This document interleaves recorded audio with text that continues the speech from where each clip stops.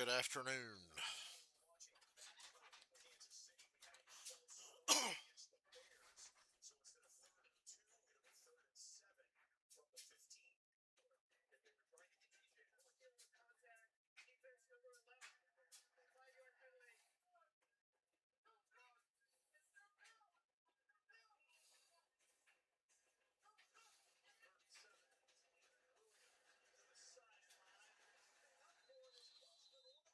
Hopefully the audio's good again today.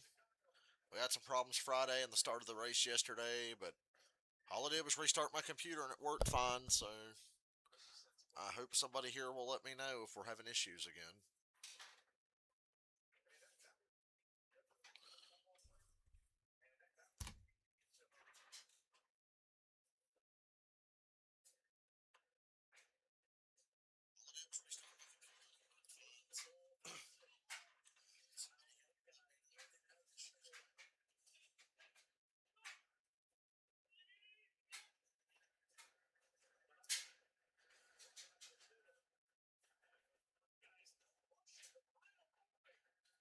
Go Chicago, they're playing the Saints.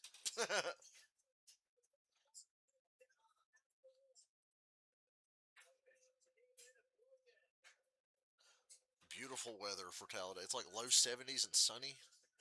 Wish I was there. Cowboys there. Go Chicago, they're playing the Saints.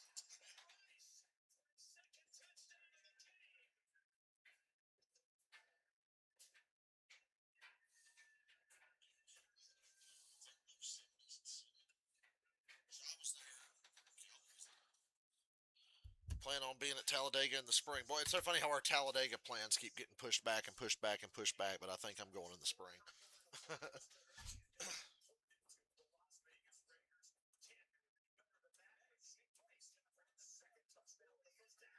Touchdown, New England. What a throw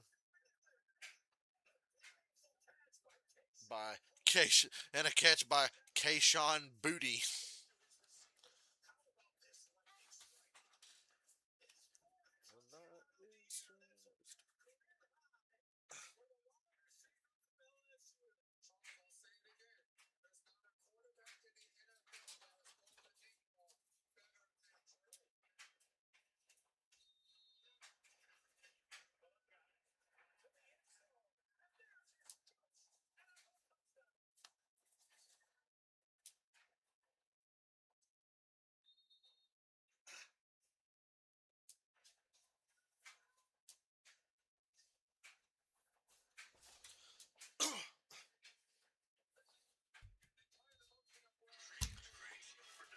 You know, the chances of a collision getting onto pit road this week under green flag stops is a lot higher than last week, and we had a bad one last week. So.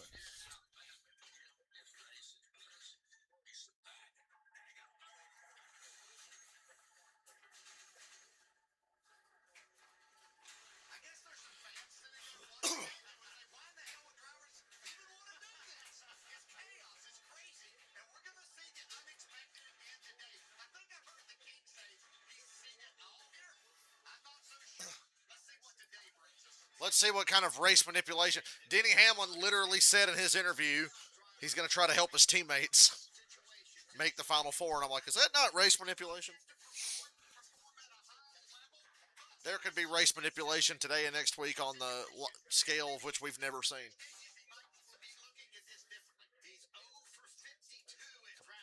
Come on now.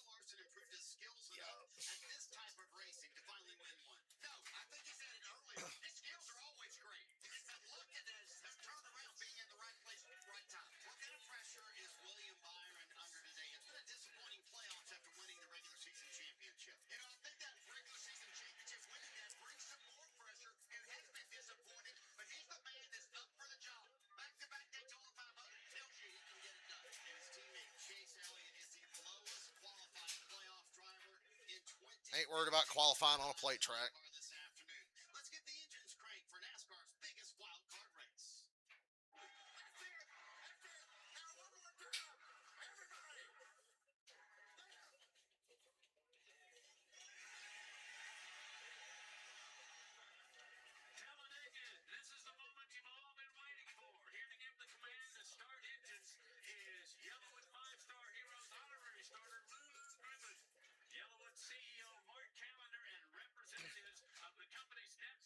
We need the iRacing 500. We used to have the EA Sports 500. We need the iRacing 500 at Talladega.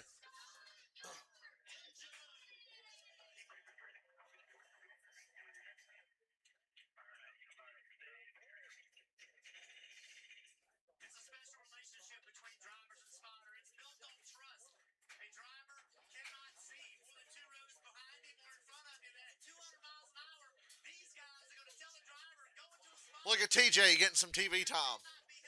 TJ Majors.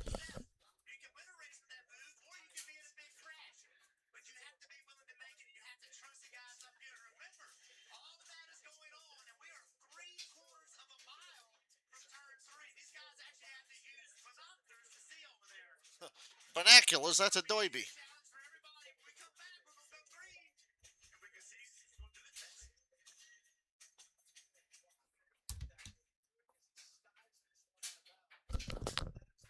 Wow.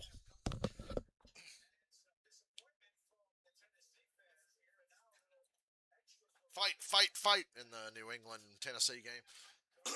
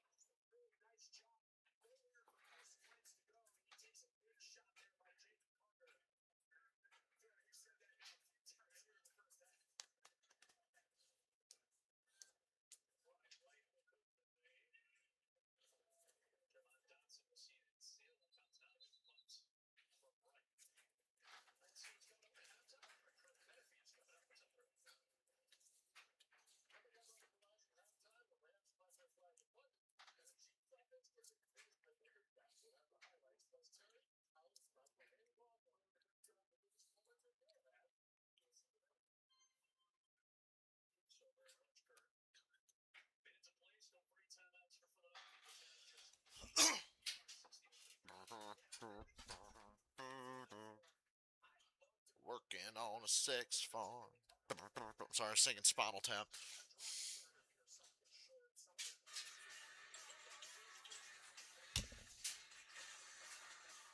Please let me know if there's any audio problems today.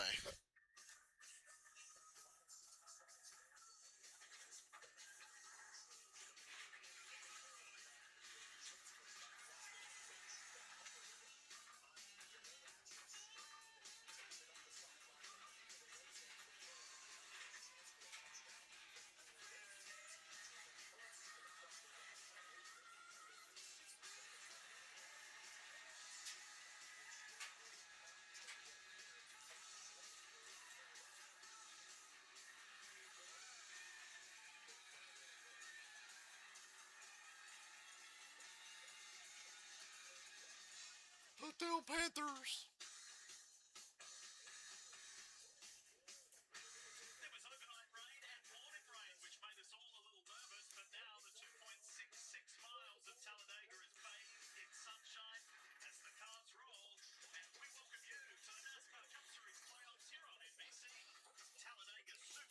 Shake and bake. Let me know if my audio cuts in and out like it was doing Friday, please.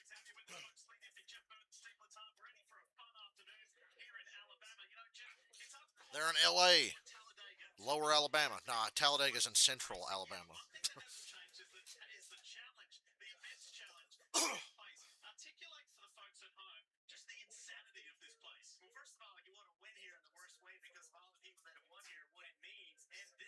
Jeff Burton almost won here in 2011. Would I watch Talladega Nights too? Hell yeah. I would also like to watch Days of Thunder too, and I hear they're making that one.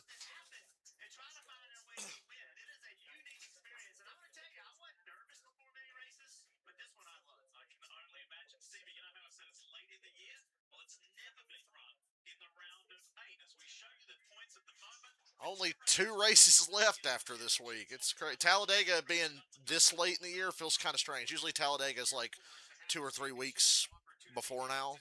So the fact that after this there's only 2 races left is a weird feeling.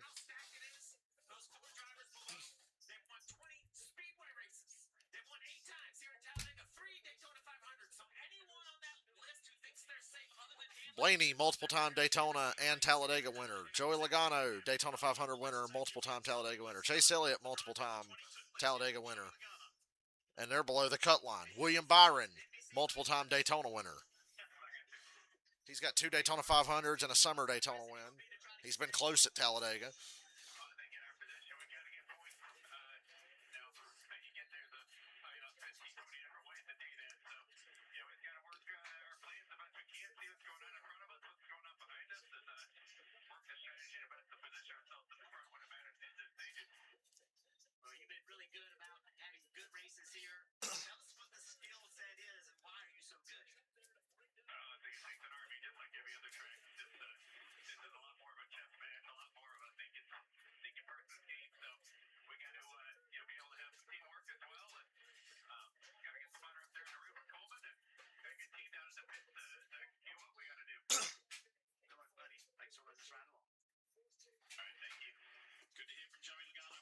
Cowboys at the racetrack today. Lucky fuck, he didn't find out he was going till yesterday.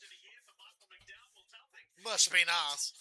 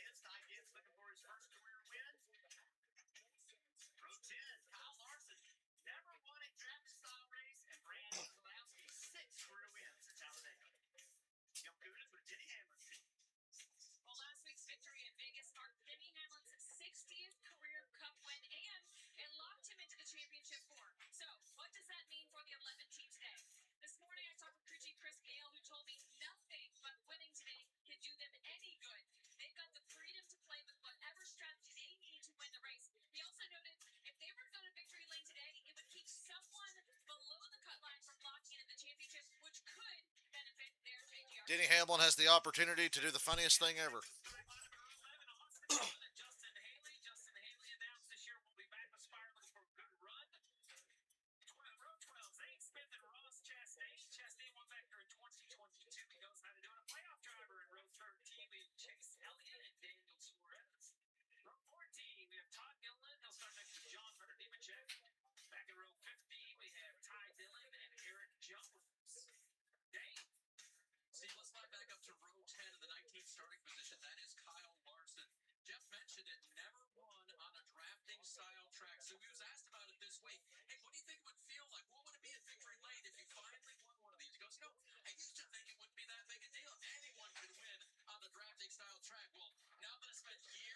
Apparently not anyone because you can't, Larson, or you haven't been able to yet. You've been close a couple times now.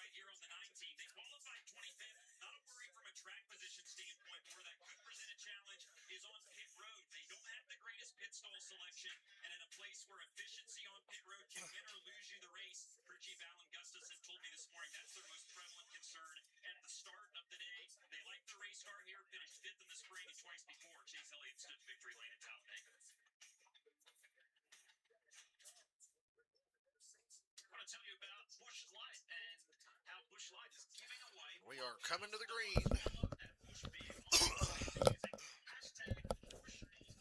Headset on. I thought about making a race bet today, but Logano's 8-1, and he would have been my race bet, so I'm not even gonna do it. Now he'll probably win, and I'll be like, "See, Dale, you could have won like $80, 80 to $100."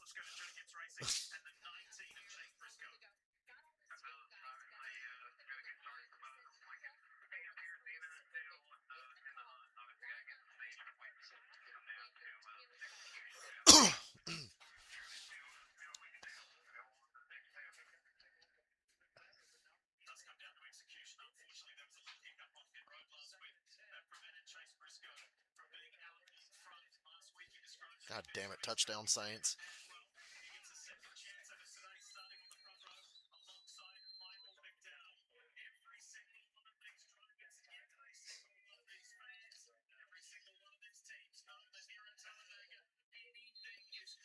Anything can happen at Talladega.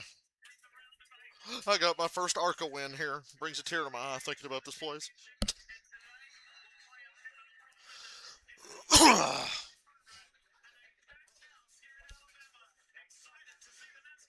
Kind of squirrely on the initial start. Shout out to Michael McDowell and the Spire team for being on the pole here. He's got a line of Penske-powered Fords behind him. Cindric, Barry, and Blaney. Logano a little further back.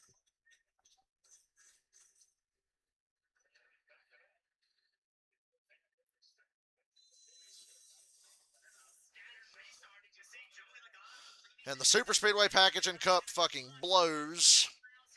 The cars get way too close together, and you can't build momentum and make runs unless there's less cars in the field. So a thinning of the herd might not be a bad thing early in this race, because I was at Atlanta, and Atlanta's just a better racetrack right now than Talladega with the current car package and aero package and everything. But that race was really good, I think, because there were less cars in it at the end, and there was room to breathe. You're not going to see a lot of room to breathe between cars today. But we have already gone 3 wide.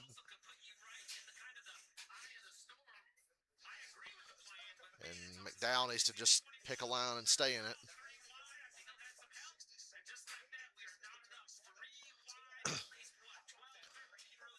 This is called placebo super speedway racing.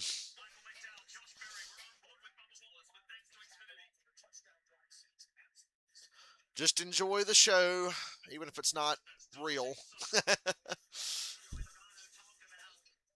Logano up to third on the outside already. That was able to help him get to the front. He's already ahead of his teammates, Blaney and Cindric, who started in the top 5, top 10. Look at Kyle Busch on the bottom. Be nice to see Kyle win one. I think he'll have a chance. Bubba's in second. Josh Berry's leading.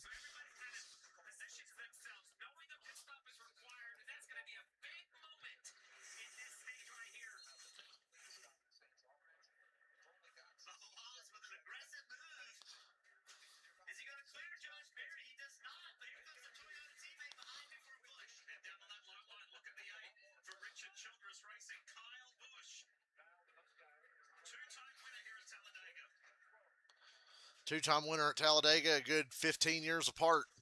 Kyle Busch, 2008 and 2023.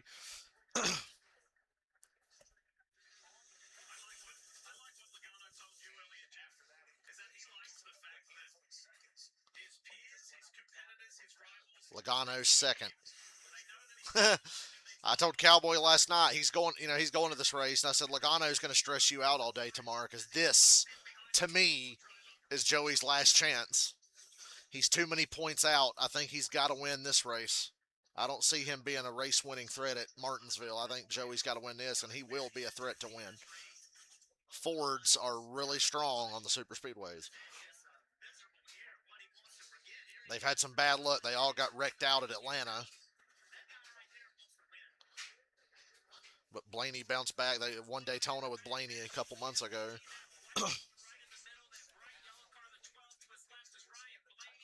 SPG stuck 4 wide back there.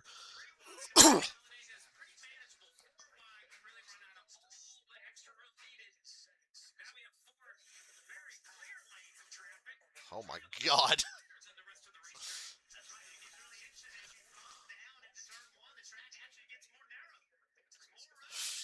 McDowell and Keselowski really close together, 4 wide there. 4 wide still. You've still got like 2 rows of 4 wide back there.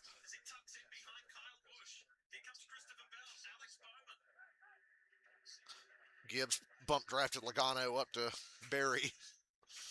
I saw that developing and got nervous for a second.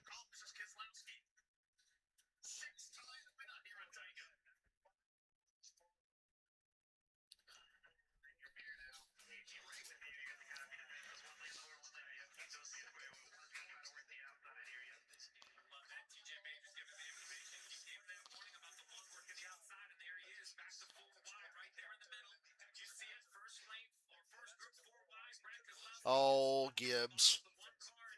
Stay on the outside.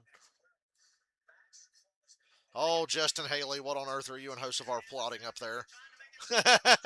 Haley and Hocevar looking to go 4 wide on Ty Gibbs. Briscoe shoves Bubba to the lead.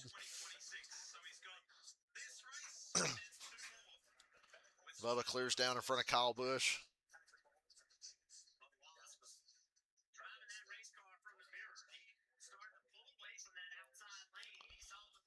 I don't see Denny Hamlin in this lead pack, so I know what his strategy is. This is not the entire field. It's most of it, but it's not the entire field. I think Herbst, Casey Mears, Eric Jones, Denny Hamlin, and some others are chilling out further back.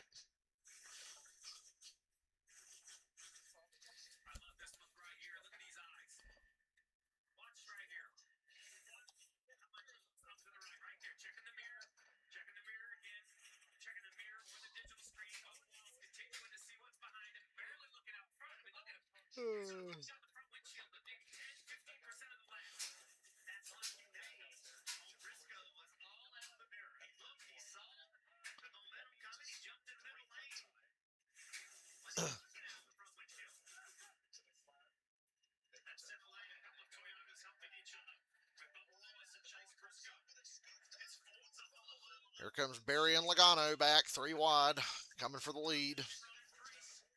Bubba's going to go to the middle with another Toyota.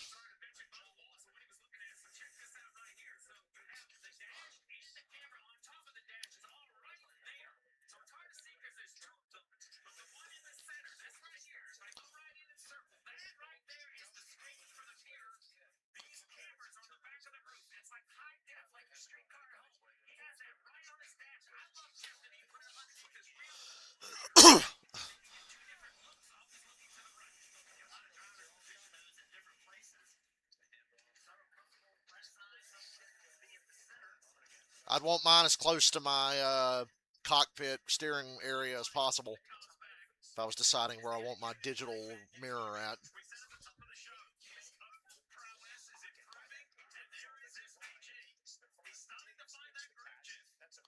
SPG 4th in line on the outside.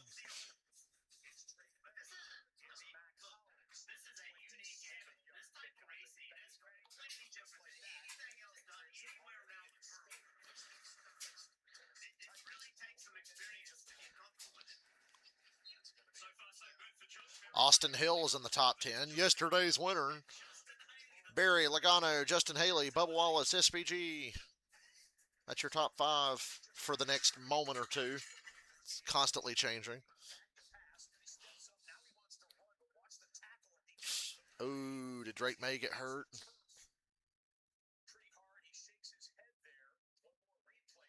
The Titans just took Drake May out of the game.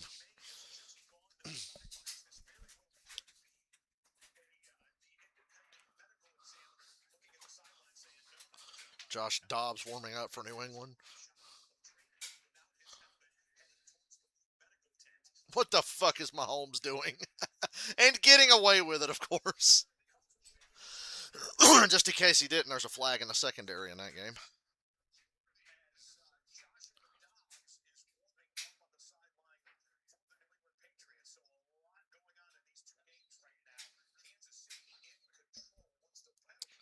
Trying to resist the urge to turn my fan on. It's starting to get hot in here.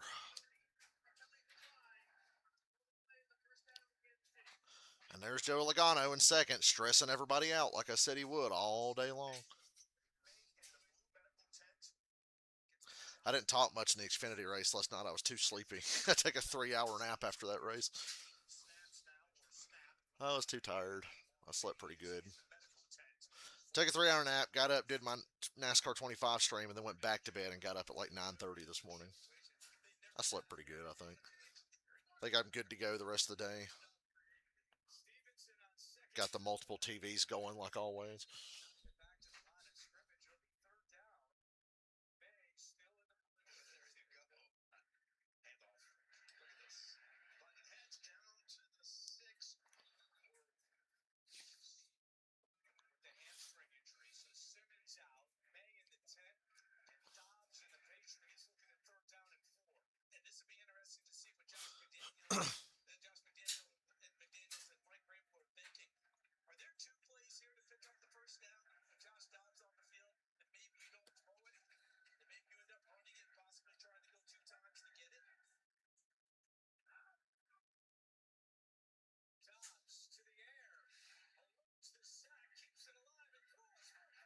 Oh, nice story by Josh Dobbs.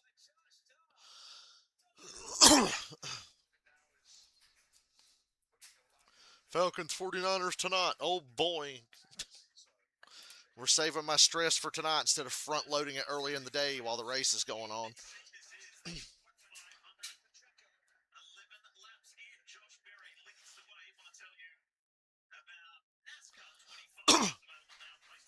Yeah, talk about NASCAR 25. It's great.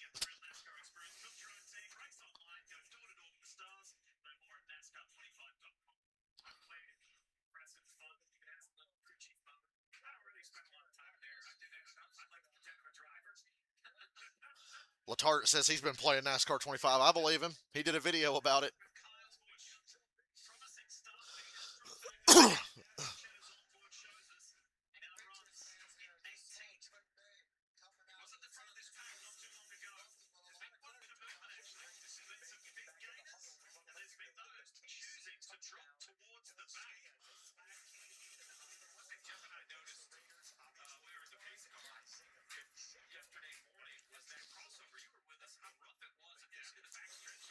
Yeah, I've noticed the patch at the end of the backstretch on current Talladega is a little bumpy. Good thing it's on a straight. I hate for that to be in a corner here.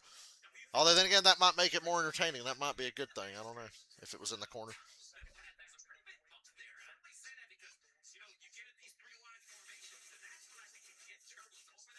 It looks like the patch where Juan Montoya hit the jet dryer because at Daytona they had to repave that little spot.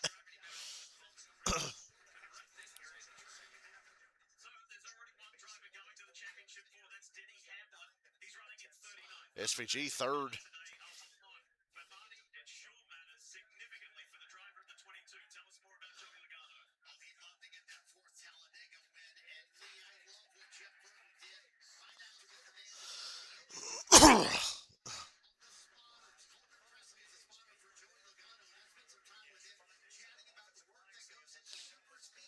Right now, based on points, Logano's above the cut line. Joey's going to fight for states points too. Guys like Elliott and Byron need to as well, and Briscoe.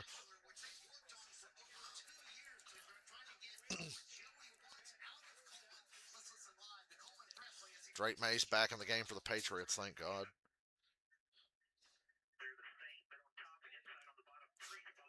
What a one-handed catch. My goodness.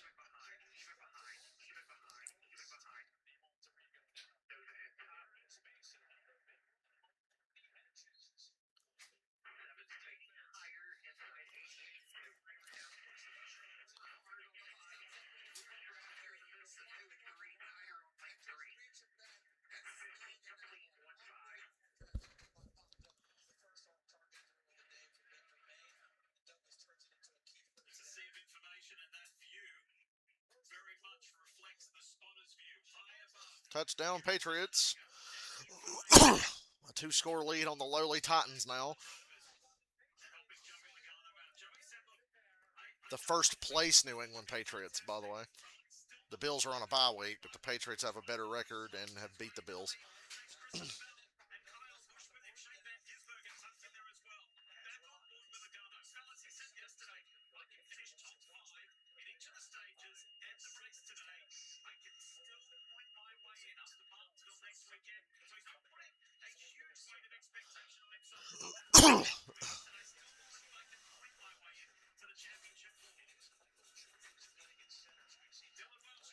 He's going to bust his ass to win this race, though, Lee. You know this.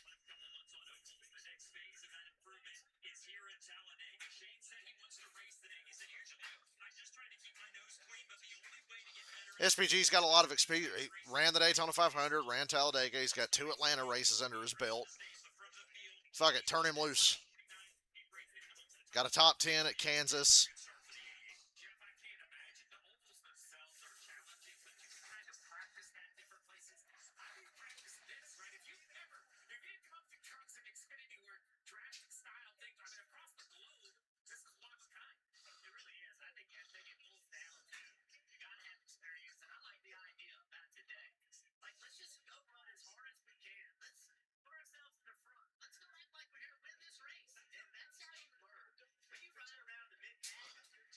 For all you football fans, I'm going to go out on a limb and say Mike McDaniel will no longer be the coach of the Miami Dolphins by tomorrow morning.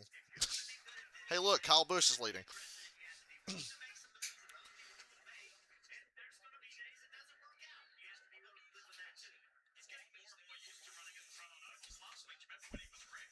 Ooh, big move by Austin Hill there.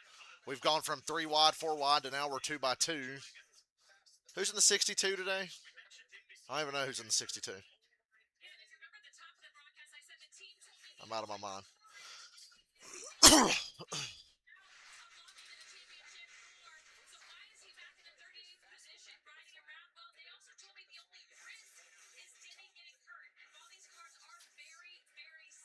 Don't lie. She said these cars are very, very safe. They're safe, but I wouldn't say very, very safe. Not anymore.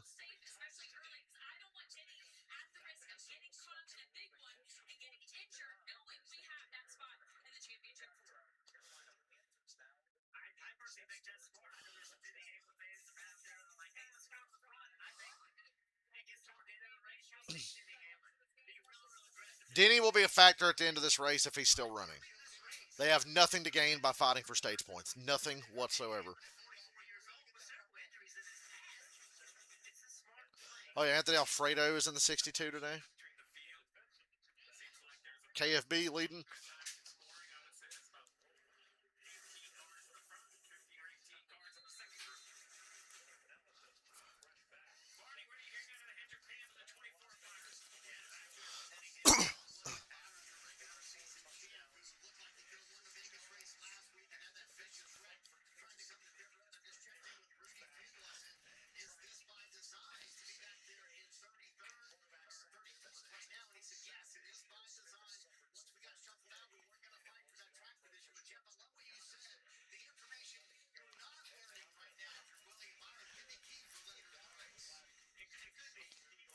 There's plenty of time.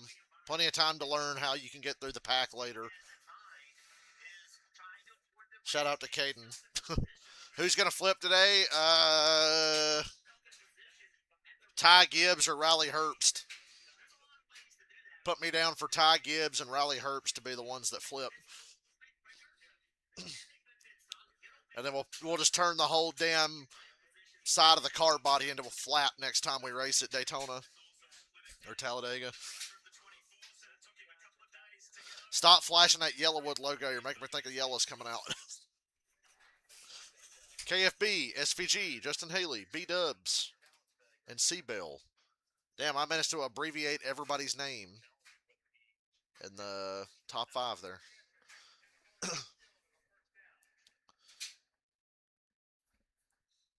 Fucking cowboy going to this race without me. Be there in the spring.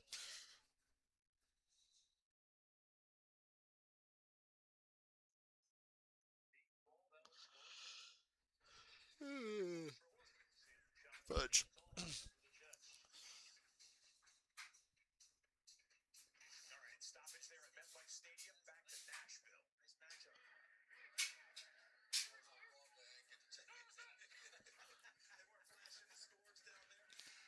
Fumble, touchdown, New England.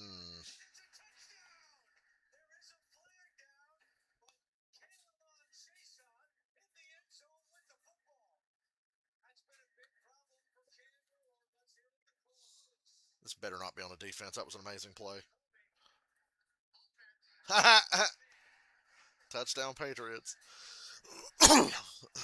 3-score lead for New England.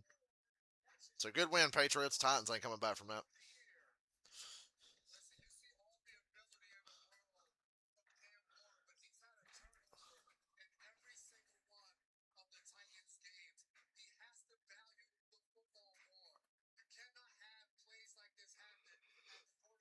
Ugh.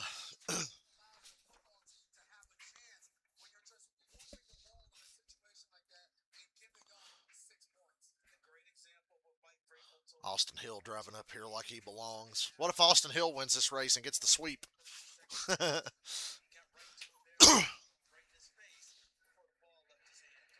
Austin Hill going to get the sweep.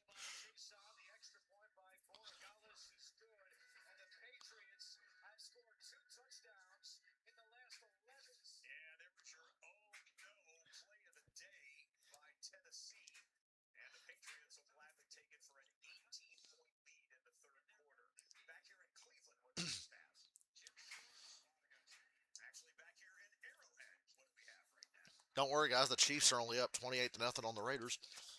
It's only 28-0.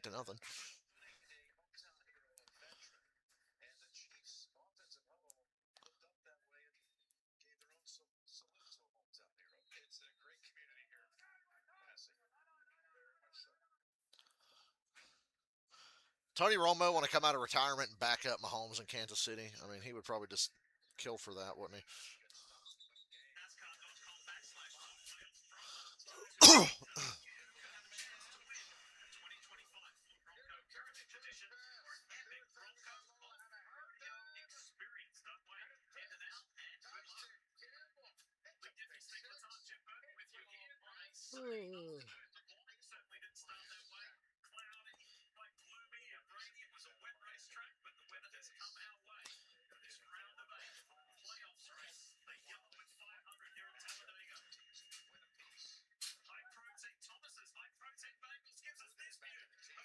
Busher had to lift. They're running way in the back. They had a little stack up.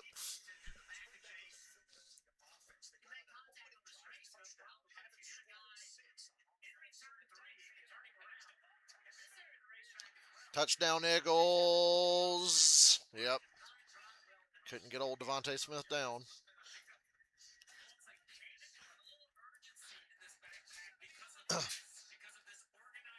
Yeah, I don't think that group running in the back expected the lead pack to get single file like this at any point until just before pit stops. And we're a little ways off from pit stops. Guys will try to run long for some reason. Run long, so you got to put less gas in later after you put the gas in on this next stop.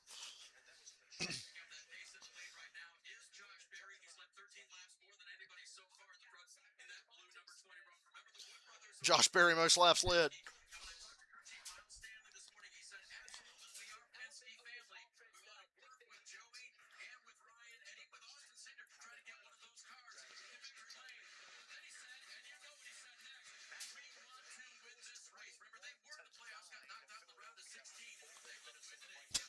Boy, did he ever get knocked out in the round of 16. I don't think I've seen anybody have 3 worse races in a row and be a playoff car.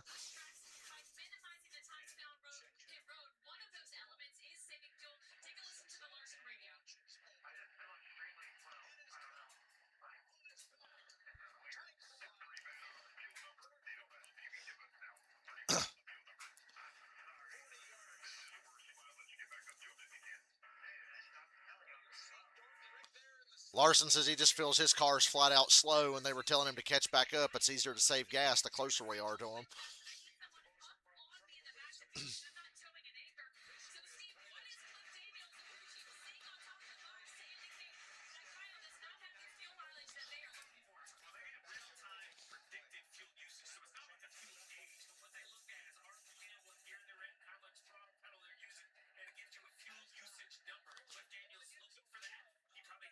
Then the Saints are coming back on the Bears, of course.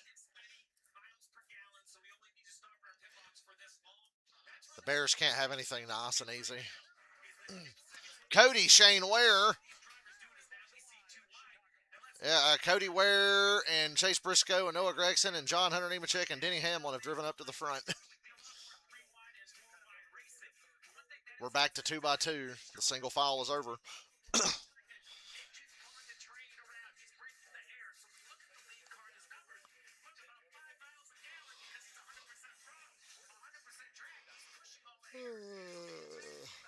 Excuse me. I said I wasn't tired. Go with the 21, Joey. Noah Gwagson taking the lead. He almost won me $1,000 here once.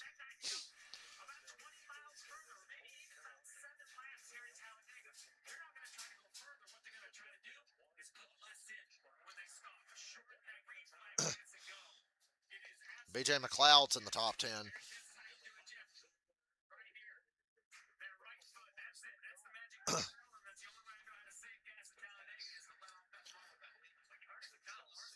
The dynamic of these super speedways is so weird now. We're 3 wide, we're 4 wide, we're 3 wide. Now we're single file. Oh shit, now we're 2 wide. Now we're 3 and 4 wide again.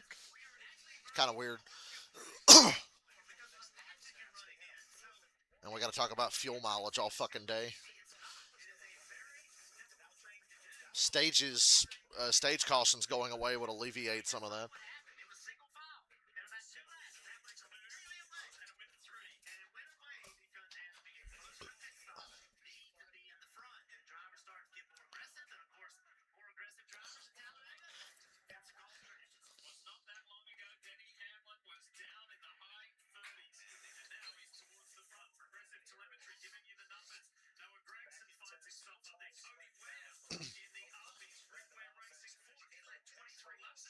I'm thinking obbies.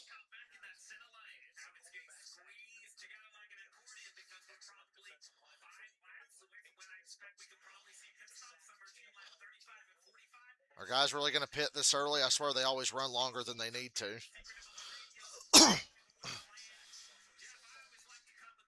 Yep, steak nuggets. That's what it says on the spoiler of Cody Ware's car.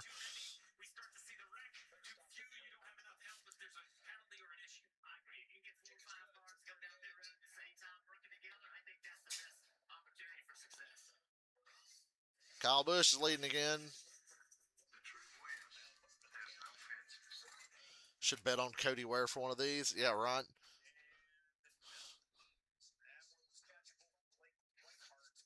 When the chips are down and they really start racing at the end, he's always nowhere to be found. I mean, anybody can drive up through here 3 and 4 wide when over half the field is riding 75% throttle to save fuel. So I never take it too seriously because when the chips are down, he ain't going to be a factor. Unless there's like a 25 car crash or something, which, I mean, they're working on one right now if you look at them.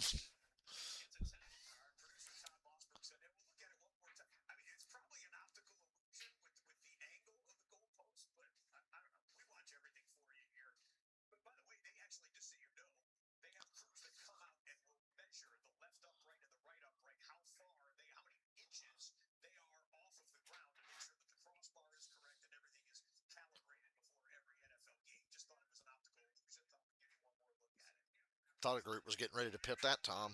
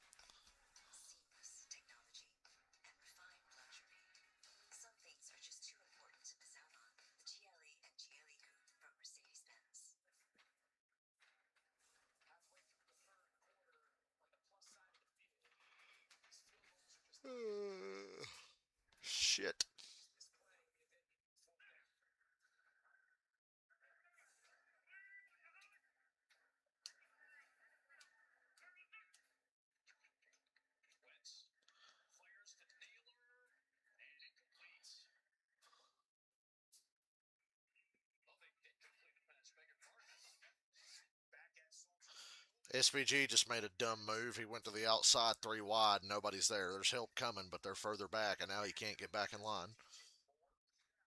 There's some help for you, SVG.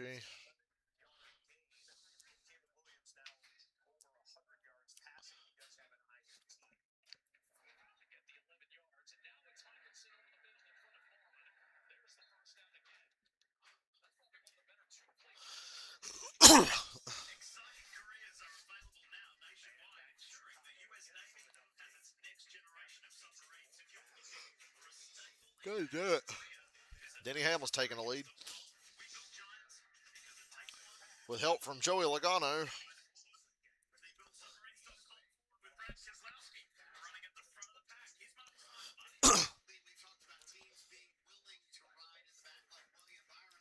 Couple of blowouts, 24-6, Cleveland over Miami, 31-0, Chiefs over Raiders. Patriots are up 31-13 on Tennessee. So NASCAR's getting a break with some NFL blowouts. Also, this race is on NBC. The ratings shouldn't be colossally shit because it's a Talladega race on actual television.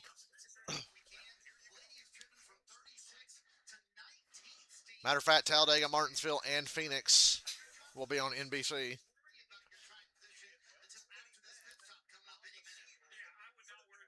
So you can break out your old rabbit ears and watch the last 3 races of the season at least.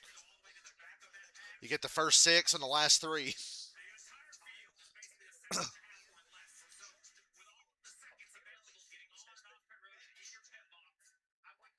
The Jets finally benched Justin Fields because he's garbage. Just found that out. I got a feeling there's going to be a wreck getting to pit road, a spin or something. There will be mistakes will be made somehow. Getting to pit road here soon.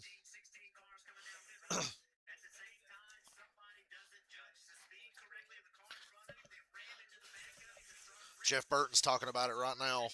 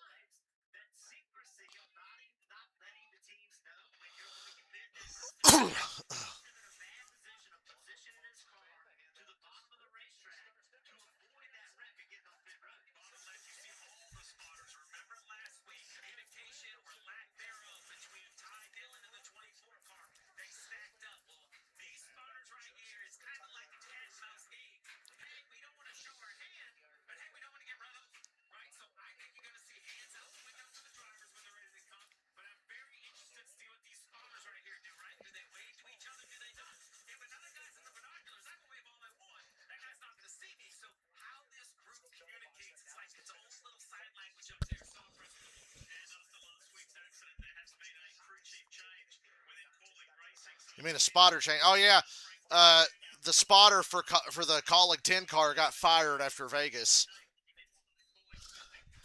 I I would bet that Rick Hendrick and Jeff Gordon must have made a call because Hendrick's got them Chevy teams by the balls. So they got the spotter for the 10 car fired. Like it was his fault that Ty Dillon didn't put his fucking hand out the window like you're supposed to. Put your fucking hand out the window. I don't care what the spotters say. When you're pitting, wave. Run a little lower on the backstretch, a little offline, and wave.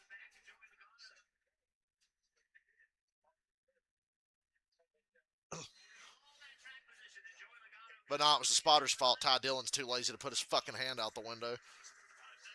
Spotter could have communicated it better, but still, put your damn hand out the window. Dumb fuck. Plastic spoon.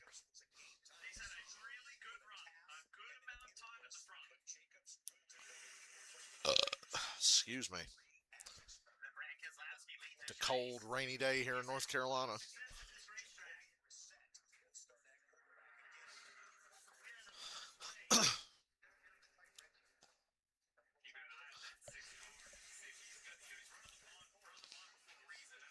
Go Bears. God damn it. Go for it, Chicago. I bet they kicked the field goal. Nope, they lining up to go for it. I'm stupid.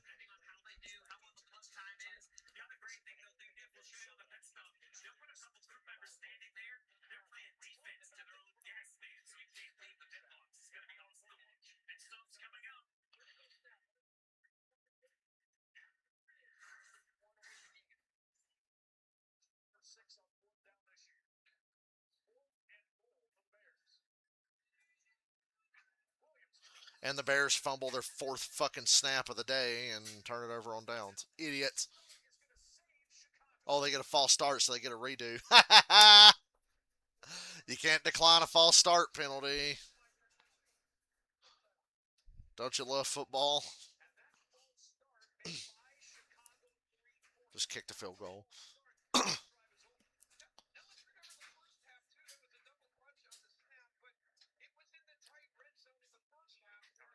I was right. Nobody pitted. Latart was talking between 30 and 35. They'll start pitting. They always run longer here for some reason. You would think splitting the stage in half would be best.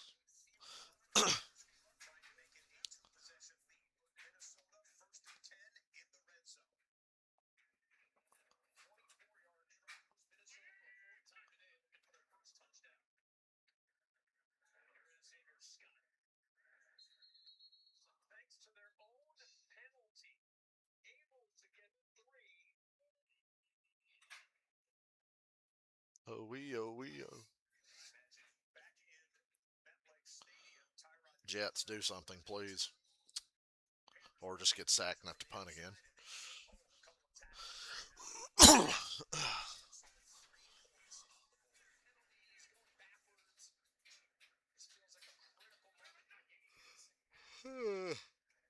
Watching the pre-race today really made me just want to play NASCAR 25. My streak of playing it every day since it came out is still alive because I played it till like 1:30 this morning, and that's today. So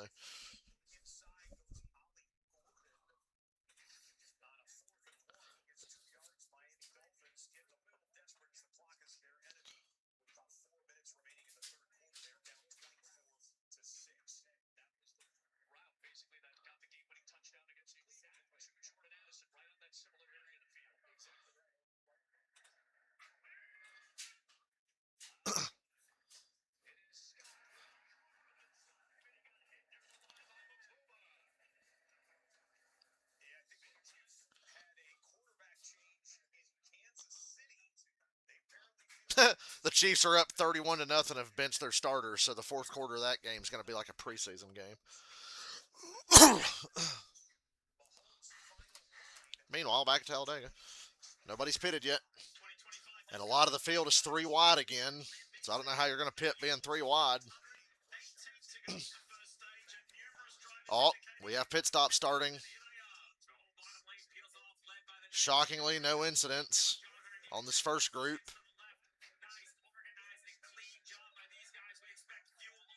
About 10 or 11 cars just pitted together, a mix of Toyotas and Fords, and a couple Chevys, just a random mix. Just pit with who you can get with. Now the leaders are getting single file. Gas only for most everybody, it looks like. Just change your tires at the stage break if you're going to change tires.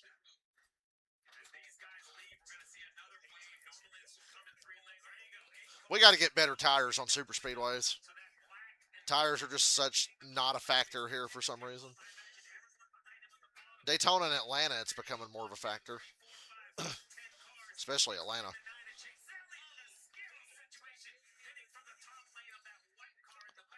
Here comes some more cars to pit road.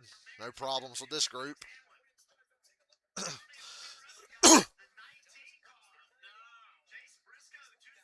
Chase Briscoe too fast entering. I said mistakes would be made, and he really was a guy that can't afford a mistake. He needs stage points. He was only 15 ahead coming in the race. That's basically nothing. Kyle Busch leads that group out. This is the biggest group yet. Are all these going to pit together? This is a big ass group. Or the Ford's going to try to do the thing where they run long. And they are.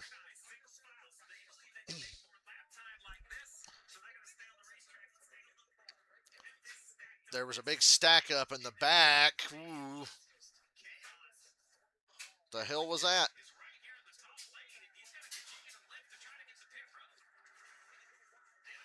Denny Hamlin missed pit road. I mean, oh no, he made it. He did make it. Why are we blocking?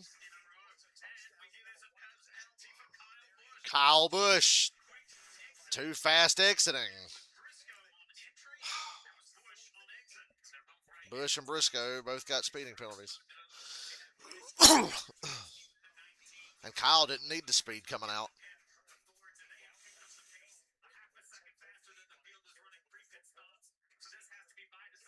Here comes the Ford group.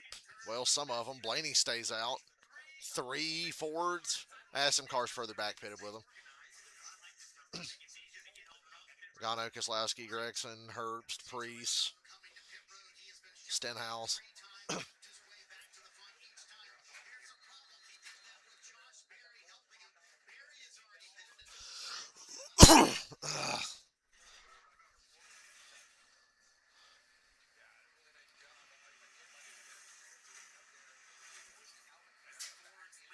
And Briscoe's going to serve his penalty. Kyle's going to run another lap.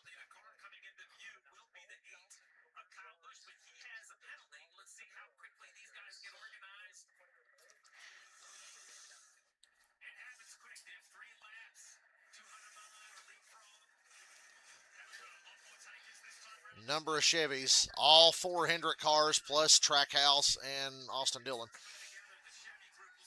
Chastain almost missed his pit box.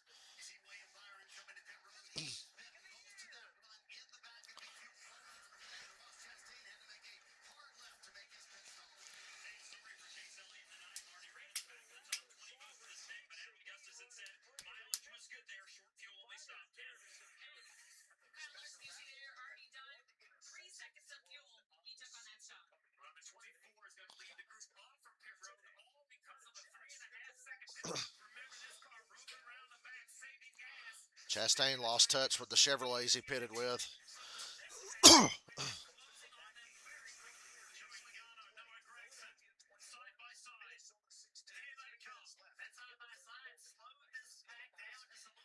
Chevrolets are going to be able to get in line, but, well, Byron and Chase are going to be the leaders, but they are out front with no momentum. Clusterfuck at the front of the field. Kyle Busch still has not served his penalty. Now Ross Chastain just got flagged for speeding.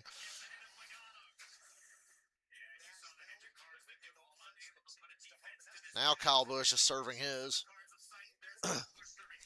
You run as long as you can. They give you 3 laps to make your penalty. So you run as long as you can and hope you get lucky and catch a caution and get to serve your penalty under caution by just going tail end instead of doing a pass through under green.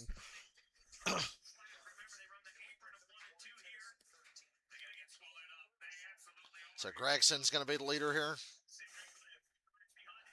Well, Blaney and Cindric did get out front, but they're not going to hold it. Oh, my dear God. Cindric just goes to the fucking middle on everyone. Oh, I hate that. That's the strategy, though, to try to blend into the pack and not lose as much time. You just go to the middle and make them all funnel around you, and you just kind of merge. Hey, Jalmerdinger's leader. Hocevar got a problem. Coming to pit road. Right rear going down on Hocevar. Now we just race for the stage win, and Joey Logano, of all the playoff drivers, is the only one in the top 10, and he needs points.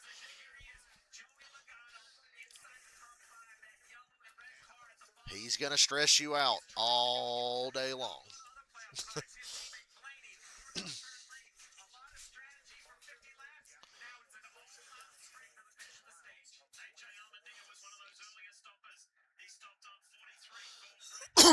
Keselowski flat spotted his tire, missed his pit box, and flat spotted the tire, and still did fuel only.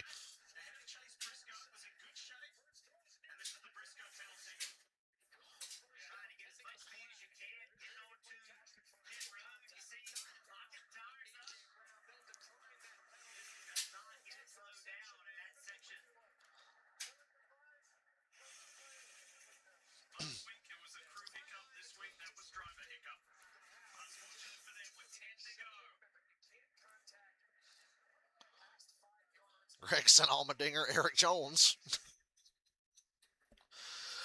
10 to go here in stage 1. My leaderboard working? It is. Oh, boy. Thought Gibbs was going to get turned there.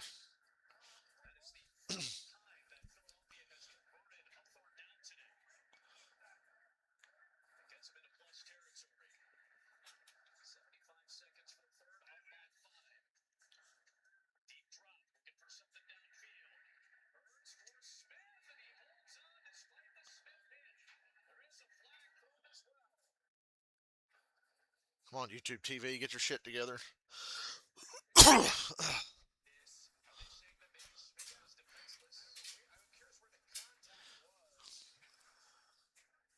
Seeing a couple of cars that had penalties just out there riding around by themselves. They just lapped BJ McLeod. And Briscoe's not far ahead. And Gregson just got turned in front of the whole field. And Justin Haley just hit hard. And more wrecking on the bottom. I thought the wreck was over, and then they came down. Chase Elliott's junked. Oh, boy, yeah, Chase's car's killed. That right front is destroyed. Gregson got turned from the lead, and it looked like it was only going to be about a 3 or 4 car wreck, and then they came down in the middle of the traffic, and that's... You have to go win Martinsville now, Chase. Well, look how crooked Chase's car is. Allmendinger was having a good race. He's killed here. Haley took a hard hit head on. Still hasn't taken his window net down. He's moving, but he didn't take his window net down. Who's that getting out of their car on fire?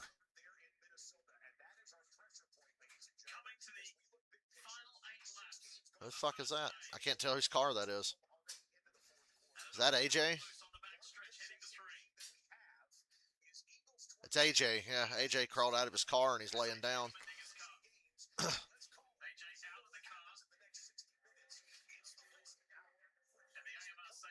AJ's in the fucking fetal position here on the front stretch. Please be okay.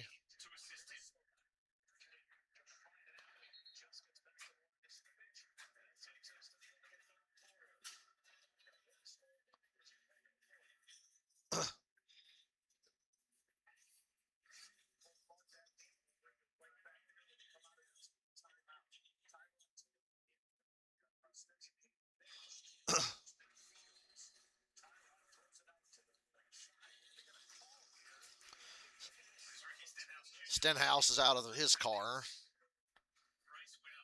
Hey, the two bootlickers are hanging out. Stenhouse and Gregson. The two bootlickers. What a shame. Eric Jones is missing an entire right front fender.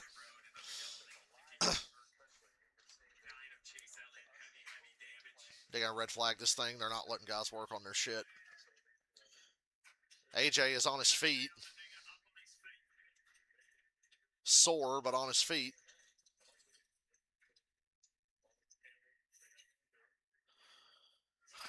Bad push from the 43 to Gregson. And then I think, does AJ come back down? Why are we not watching the wreck? Why are we zooming in on Joey Logano? He got away from the wreck. What shitty camera work that was. The wreck is happening, and they zoom in on Logano, who's like well clear of the wreck. Stenhouse got sandwiched. Chase got turned, almost avoiding the wreck.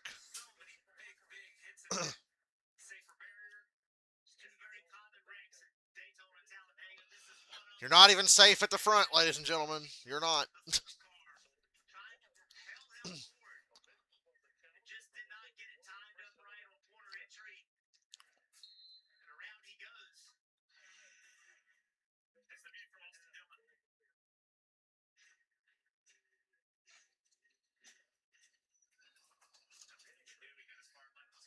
Austin Dillon got banged around in that. I think he's okay.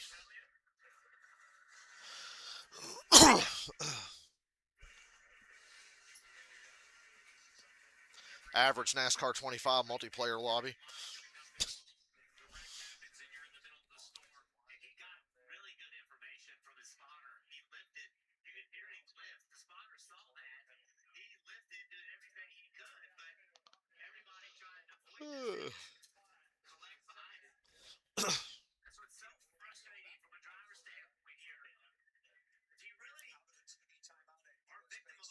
Love seeing Stenhouse and Gregson get caught up in it.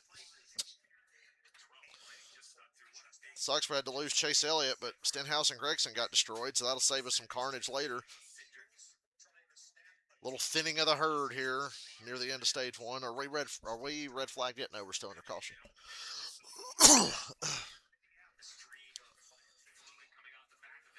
And then AJ Hit harder than we thought. There's an onboard. Ah,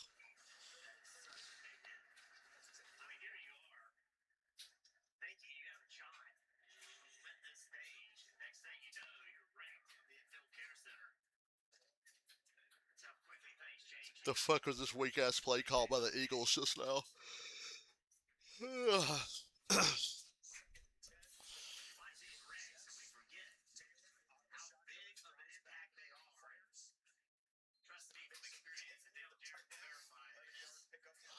My first time at the racetrack, I saw Dale Jarrett take a brutal hit at Charlotte during qualifying. I remember hearing the bang and the crowd going, oh.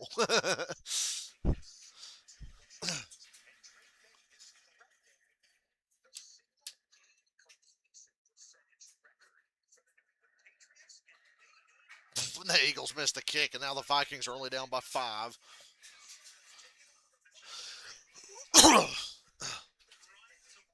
We watch football during this long ass caution. Did I know that Junior and Bowman have similar stats? Except Junior has way more top 5s and top 10s. You forgot about that. I saw that stat graphic, and I'm like, that's not that big of a deal. Junior has way more top 5s and top 10s than Bowman in the same number of starts. Driving a Hendrick car.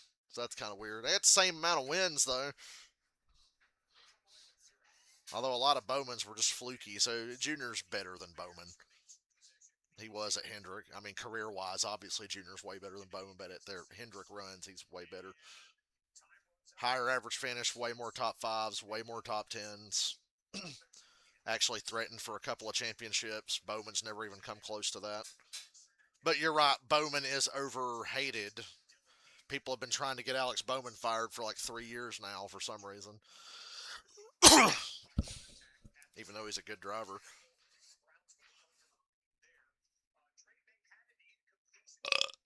Excuse me.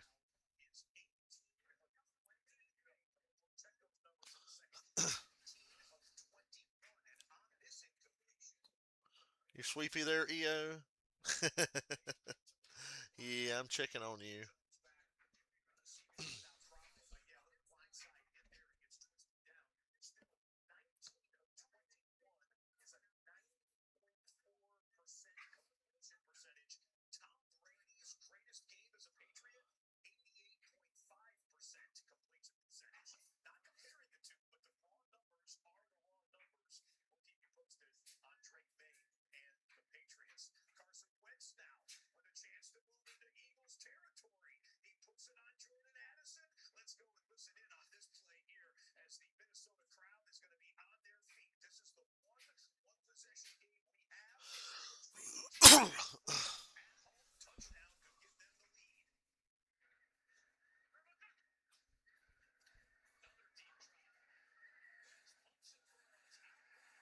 The Eagles are going to blow another game and lose to the Vikings, I got a feeling. There's still 13 minutes left in that one.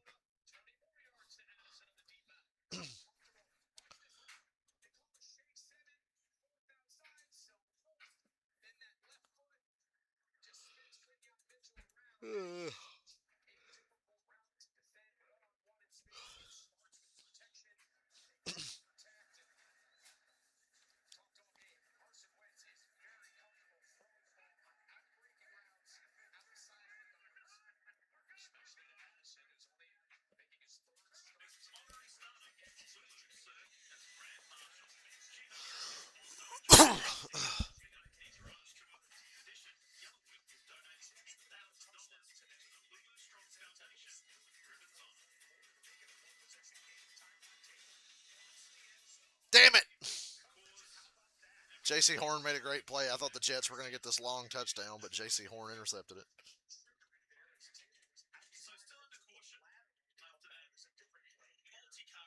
Going to have some guys flip the stage here. Most of the field actually look like they're going to flip the stage, which is probably smart. Fill her up, fill her up, fill her up. Change your tires under this one, and then just save gas under these cautions.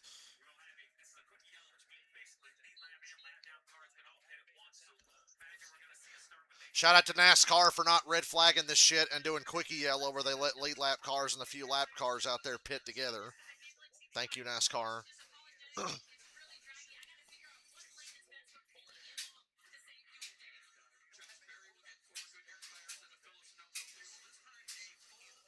think they got the idea from yesterday with their multiple red flags and stupidly long stage cautions that they barely got the race in before the cutoff time. The cutoff time had less to do with darkness and more to do with the fact that CW is like, hey, we got a college football game to air.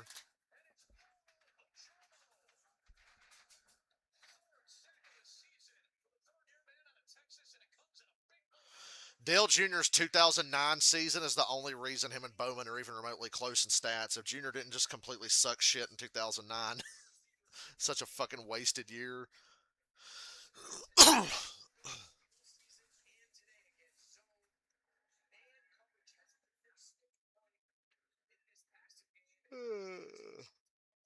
The hell that was 2009. And the Vikings are only down by 2 now.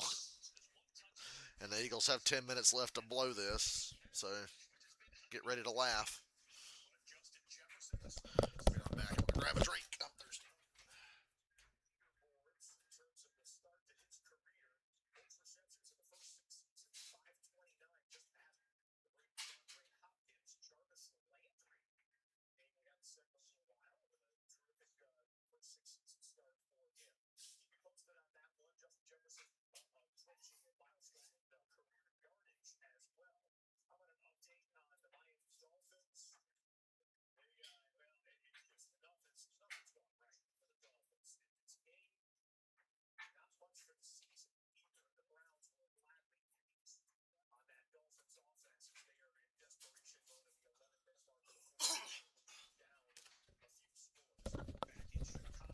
For those of you that watched my NASCAR 25 stream late last night, you witnessed the return of the road course ringer. Me. I won Chicago and Sonoma legit. Didn't have to dump anybody.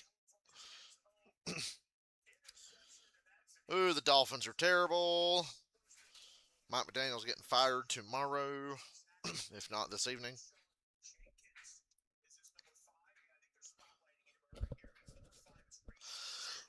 Fuck.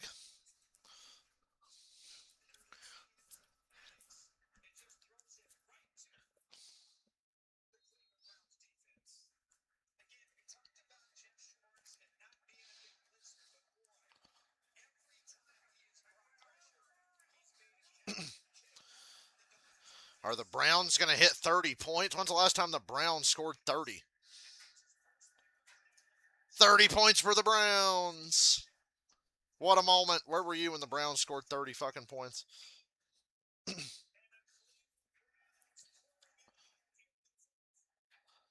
That's embarrassing. That might be the worst loss of the season for any team, is Miami losing to the Browns this bad, getting their asses reamed.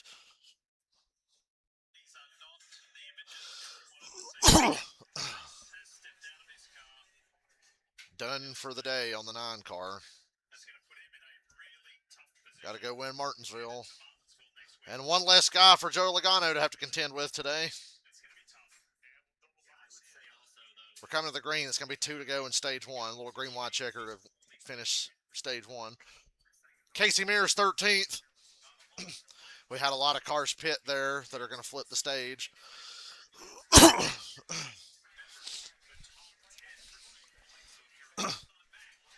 Logano, Blaney, Bell, and Byron are in the top 10, and they all need points. And Logano is leading. Gonna stress you out.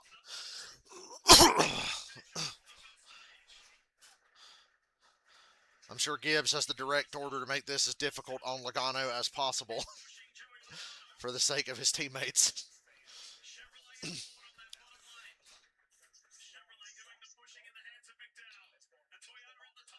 You ain't gonna see no 3 wide shit now. Probably it's gonna be 2x2 gridlock because this is what happens when they actually have to race.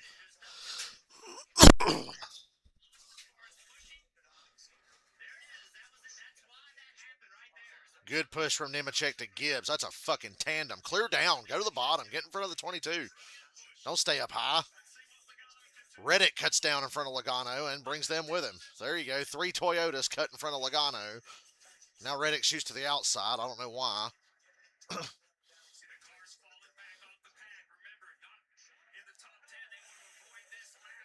Gibbs and Reddick, 1-2 on the outside. Logano losing a little bit of ground on the bottom. The outside surging forward.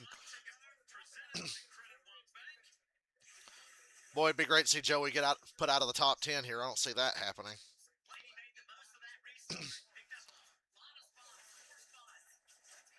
A lot of moving around here. Don't let Blaney get points. Reddick blocks him. Gibbs stays on the bottom. I like Blaney, but we don't want these Penske cars getting a lot of points.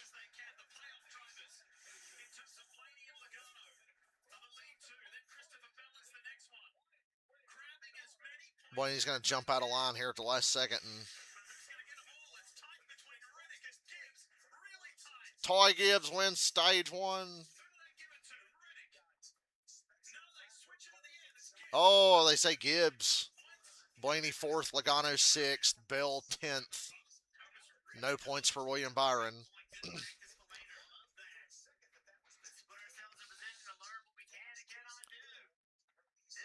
Bro, Gibbs won that stage. They're fucking stupid. Wow. Winning a stage doesn't really do anything for Gibbs, but I mean, hey, moral victory. Practice your race winning moves for later.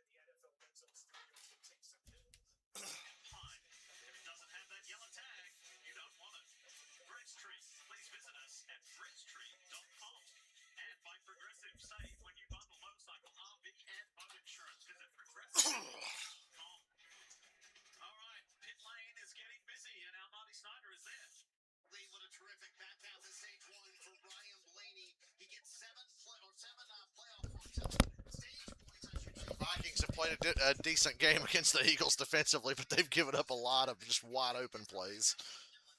despite keeping the score close.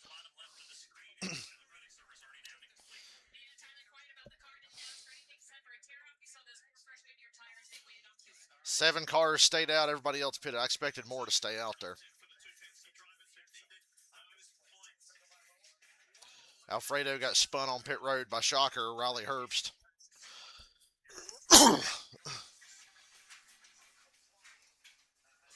Excuse me. Mute, fucker.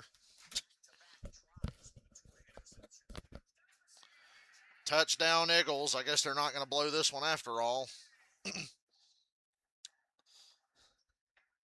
2 touchdowns for A.J. Brown today.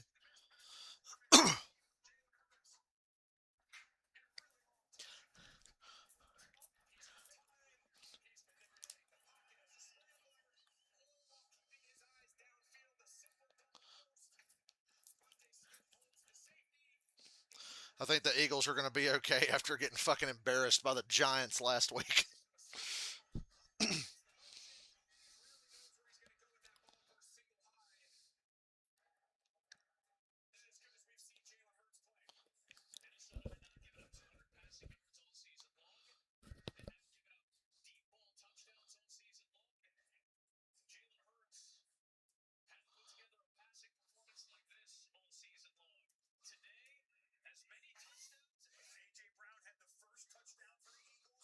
Hey, Jets, think turnover. Why is Andy Dalton in? Oh! He ain't going to be in long taking hits like that.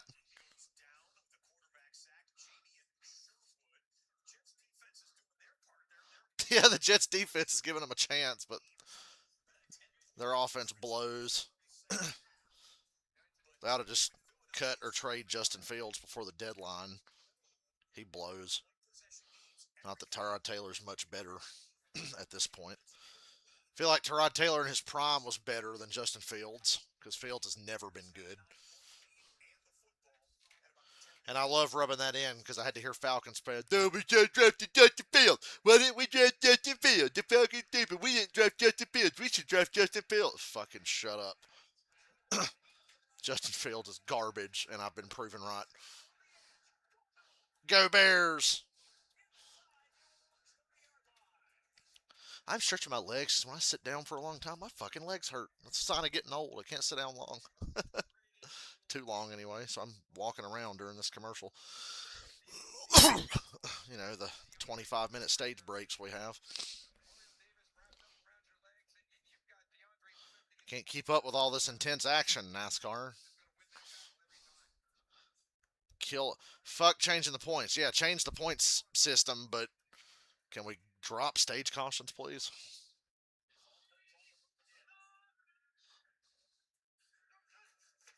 Pretty please.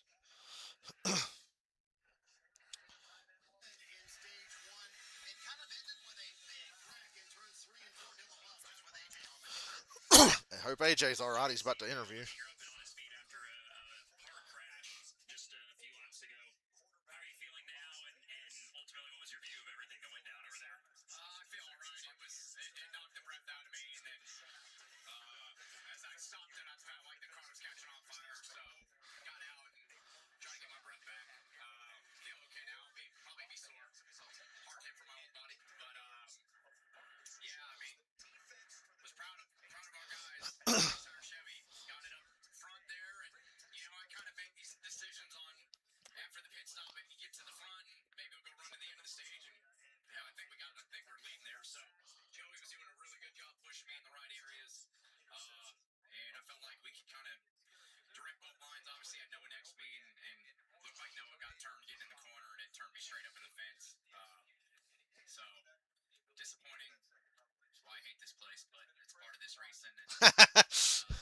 Hates this place.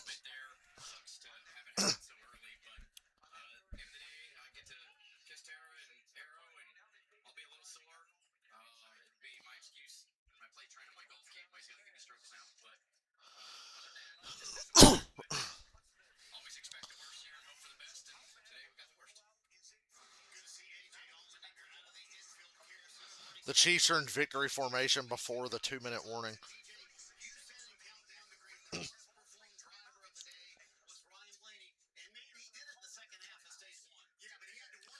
Gardner Minshew taking snaps for the Chiefs.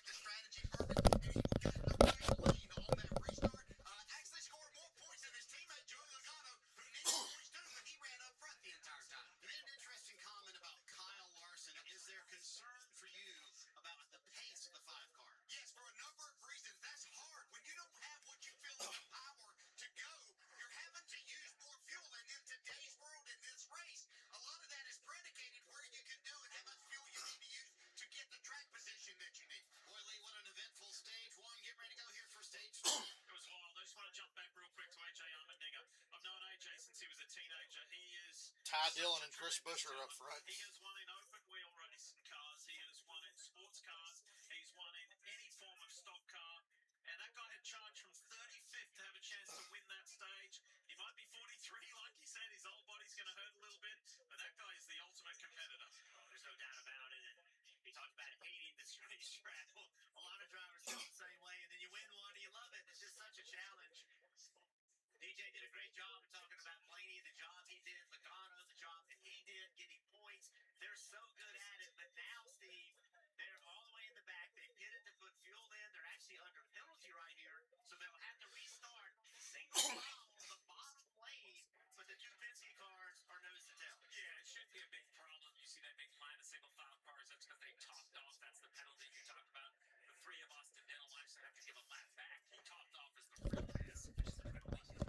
All right, stage 2 hits it back on. Make the old man choice to sit back down for a little while.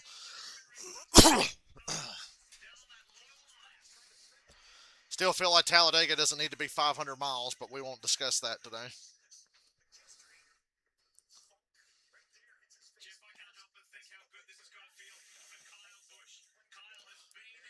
Can't believe Kyle Busch made it through that wreck. He had a penalty earlier, missed the wreck because of his penalty. You know, if Kyle Busch didn't have that penalty, he'd have been right in the middle of that wreck and would have been taken out for sure. So, first bullet dodged for KFB today. If I was going to pick Kyle Busch to win a race, it would be this one. He's got to get his 2005 Dale Jarrett final win at Talladega in the fall.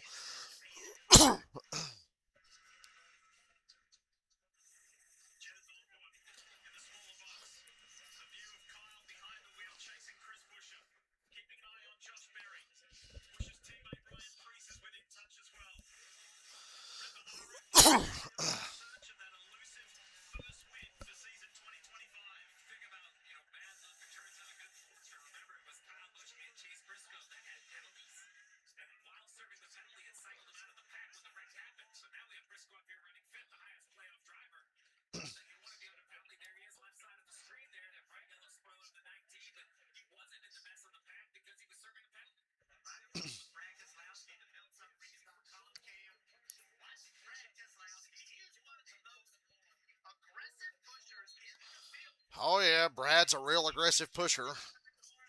Tread carefully, Denny. We don't need a concussion before Phoenix.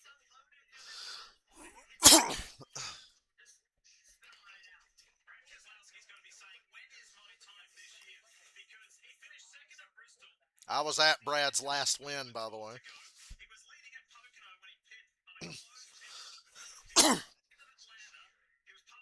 Yeah, second in Atlanta. I was also there for that, and if he'd have won, I'd have got money.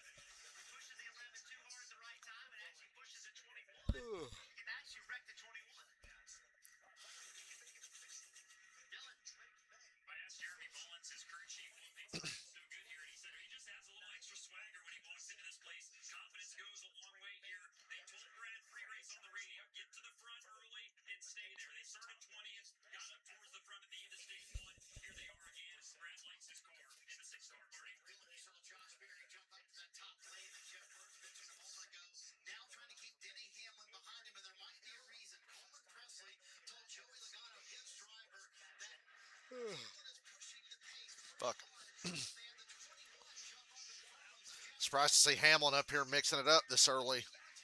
I figured he'd be a stage 3 kind of guy.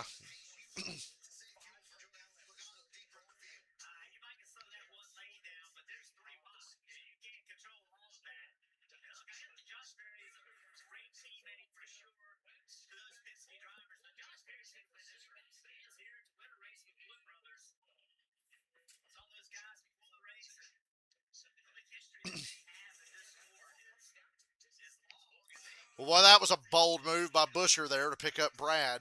He took a risk on that one.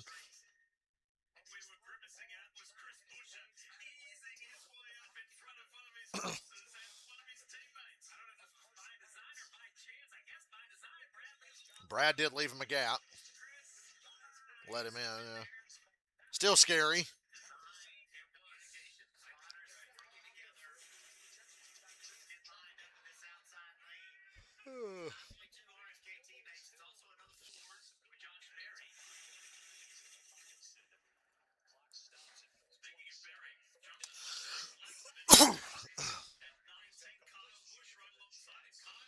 I'm getting tired of seeing the Jets not take.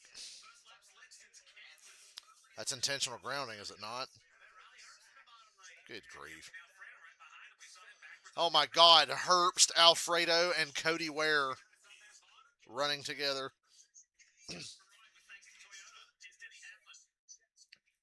What a line that is on the bottom. Herbst, Cody Ware, and Anthony Alfredo.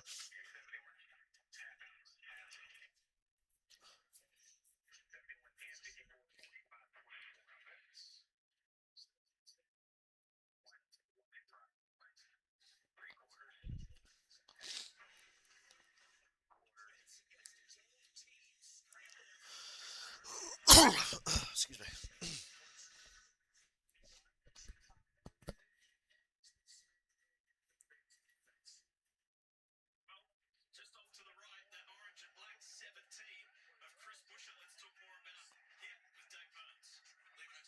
Law Saints. Saints are probably going to lose again.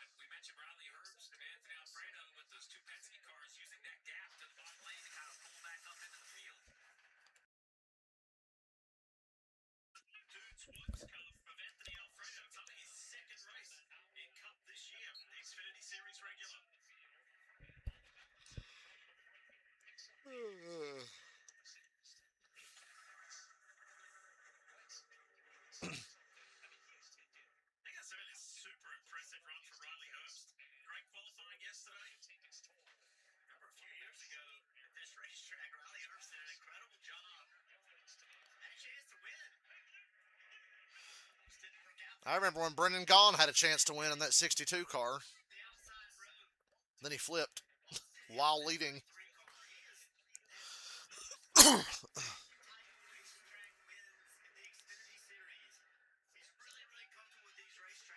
Touchdown Vikings. They're not done.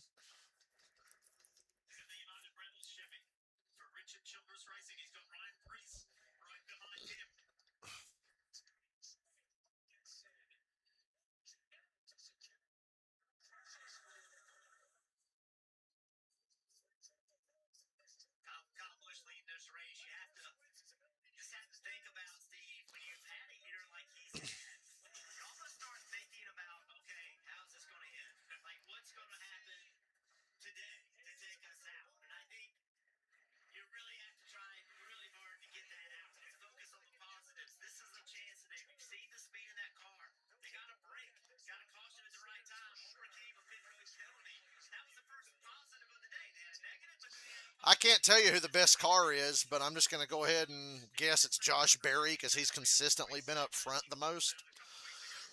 I like what I'm seeing out of Josh Berry today.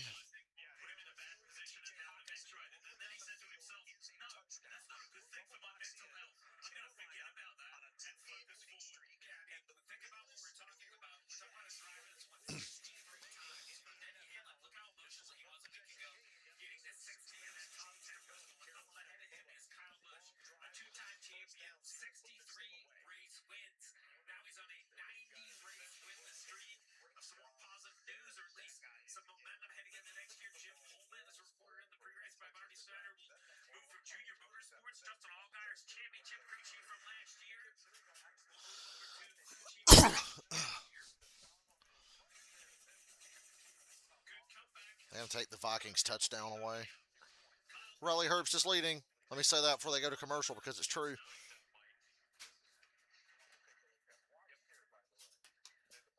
Go Riley.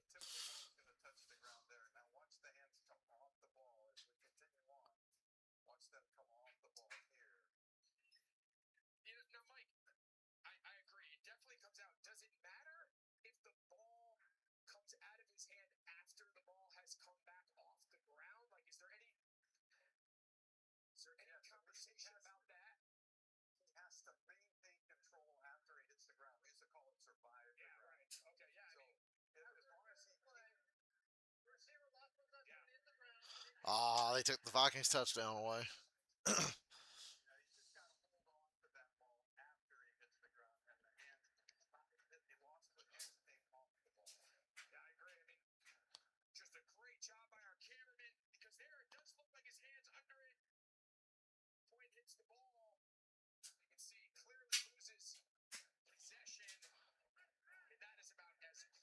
Golden Corral commercials making me hungry.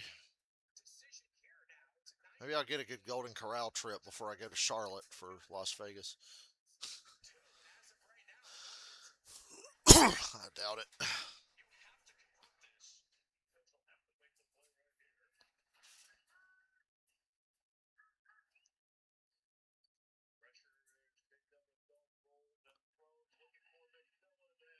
Don't you throw a flag.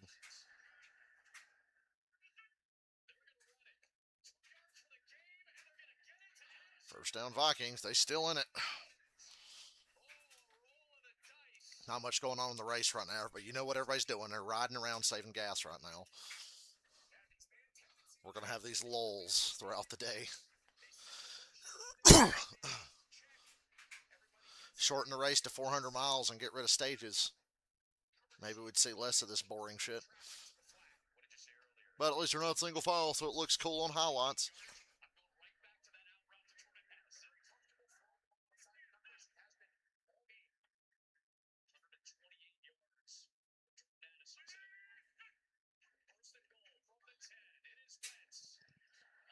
Carson Wentz just got sacked.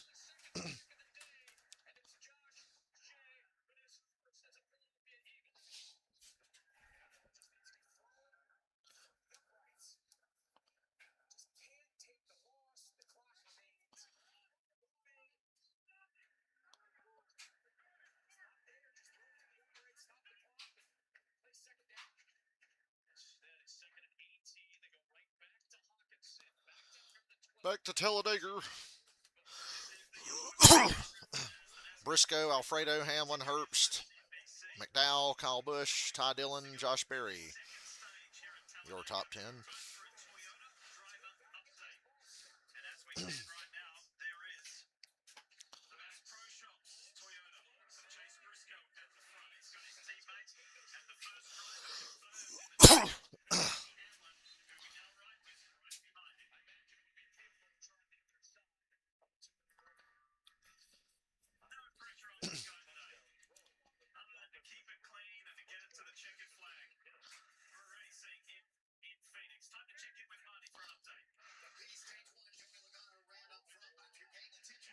God damn it.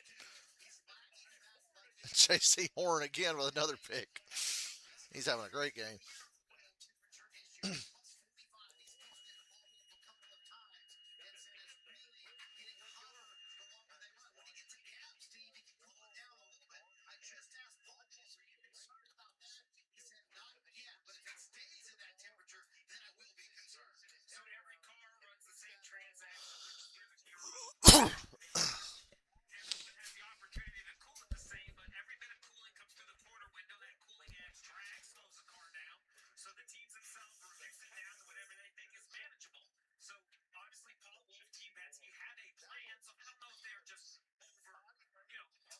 Michael McDowell is taking the lead, and here's Logano and Blaney.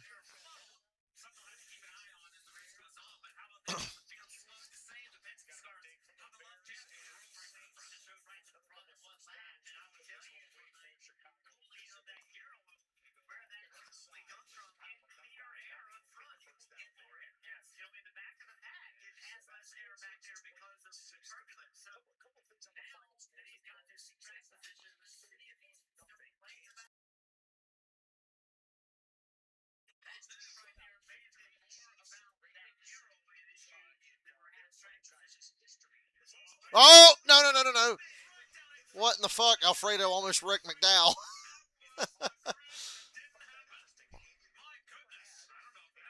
Next time, do it. Logano was right there. Not clear, brother. Ooh. Wow, they never touched. McDowell just saw it coming and instinctively moved.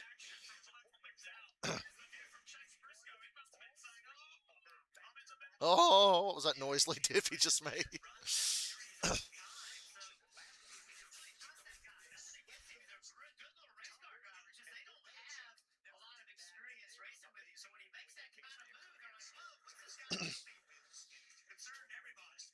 Hang him out. Gang up on him. Hang him out.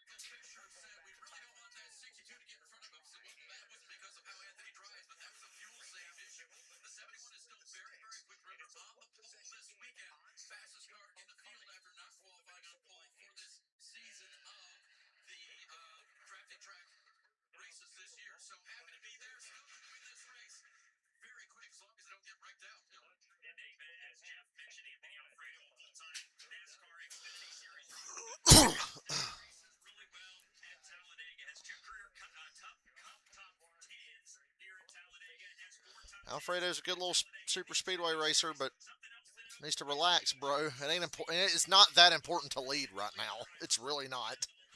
What do you get from leading right now?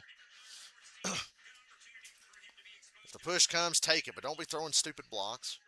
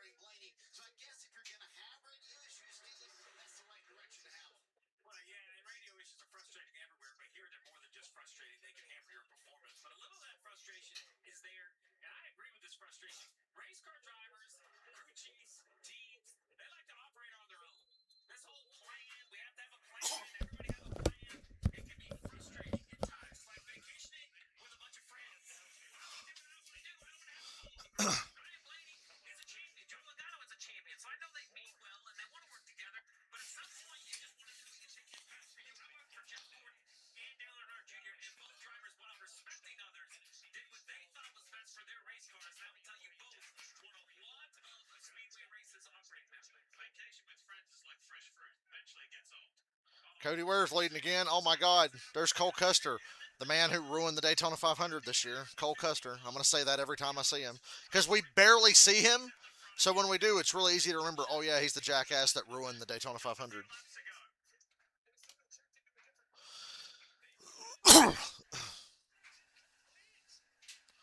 Dude, the Eagles are throwing the ball around, and they don't really need to. I don't think. Cody Ware leading the race.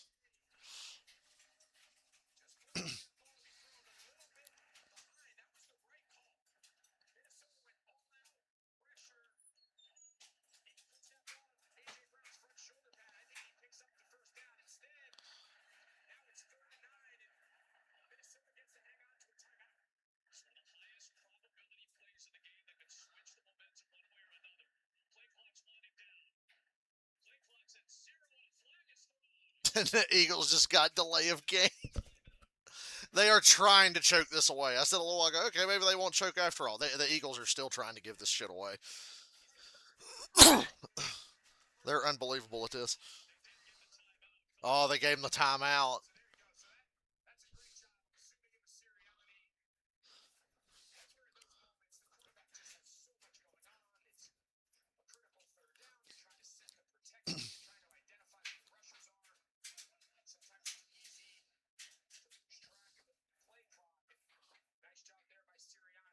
By the way, I thought this race was supposed to start at 2. How come it didn't start till like 2:20?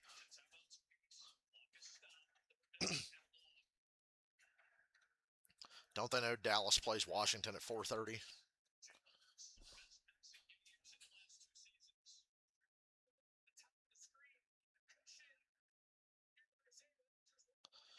If the Vikings make this stop, they'll get a chance down by 6. Hurts just lobs it wide open. They blitzed, and A.J. Brown caught it, and the Eagles are probably going to win the game. Yep. Why did the Vikings just blitz there? Like, what the fuck? Why? It's one of the worst defensive fucking play calls I've seen all year. You didn't need to just blitz and leave A.J. Brown wide open.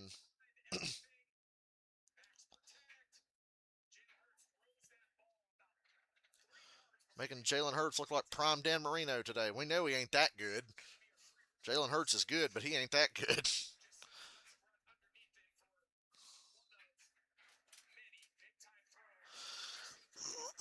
Seeing a lot of the same guys pop up at the front. Everybody's getting a turn to lead this race.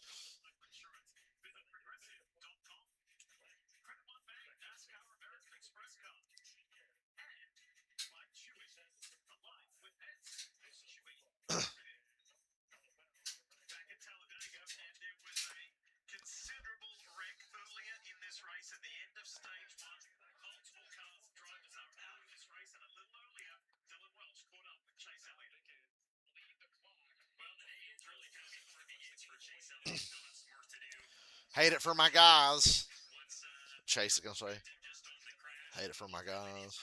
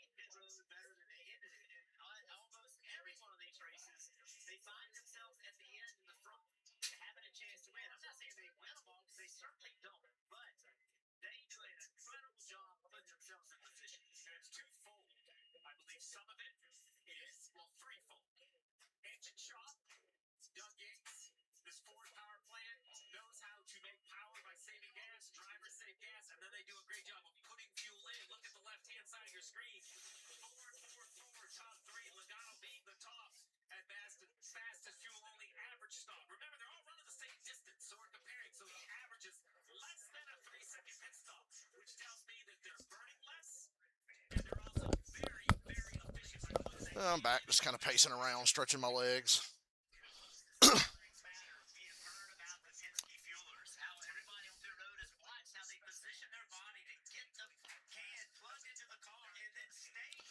Never thought the middle of super speedway races would be as boring as they are now.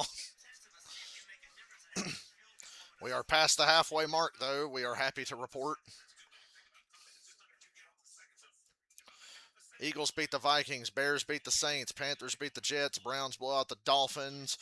Chiefs shut out the Raiders. Patriots blow out the Titans. And on Thursday, the Bengals beat the Steelers. And this morning, the Rams blew out the Jaguars in London. Not the best week of NFL football, but the Thursday game was good. And I think this Washington-Dallas game could break records for offensive production. Neither one of those teams can play defense.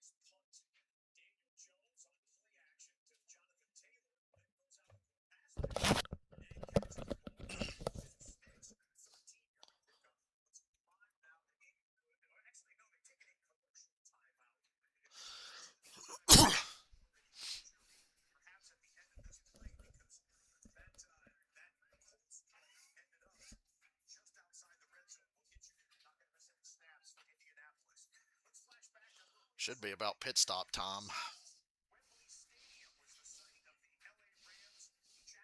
Pit stop and cause a wreck getting to pit road time, right?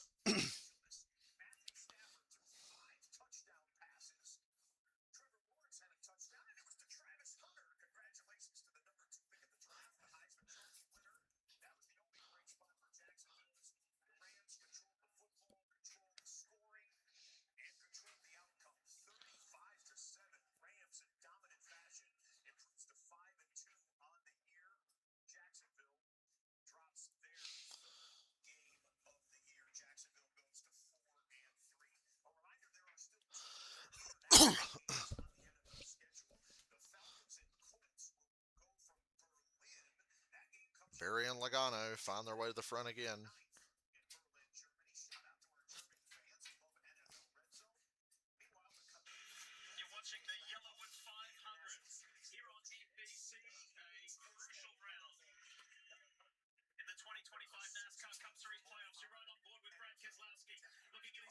Touchdown, Colts.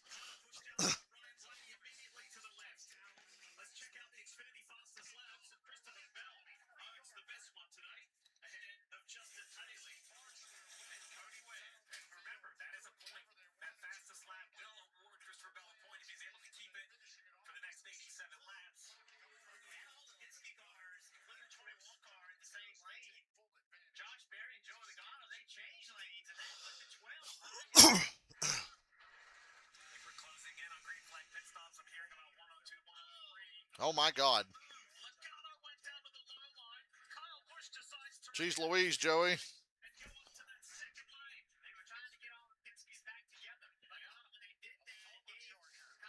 4 forwards on the bottom. Barry, Logano, Blaney, and Gilliland. Where's Cindric today? Oh, yeah, Cindric was in the wreck. I forgot Cindric got damaged in the wreck. He's the one that hit Chase Elliott, bastard. NASCAR ought to ban him.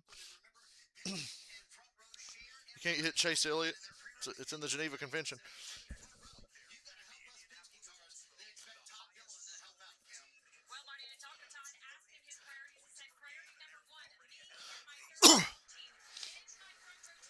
I always get Gilliland and Zane Smith mixed up. I forget who's driving which car.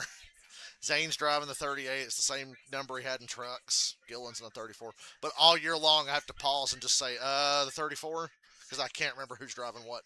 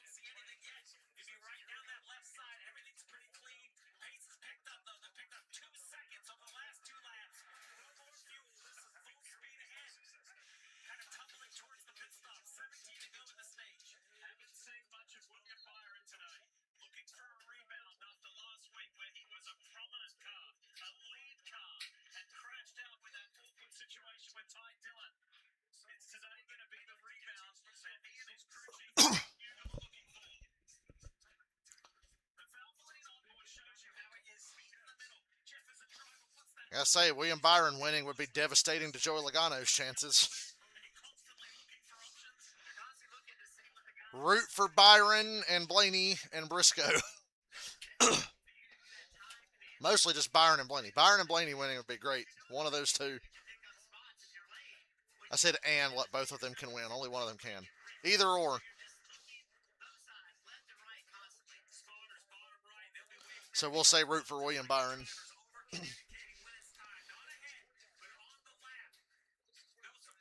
Fords tend to run long.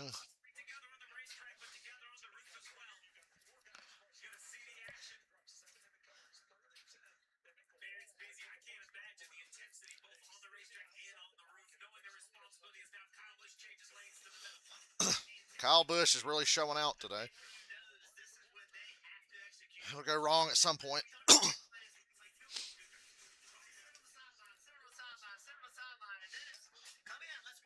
All day long, got to get up and open the window for this fucking cat.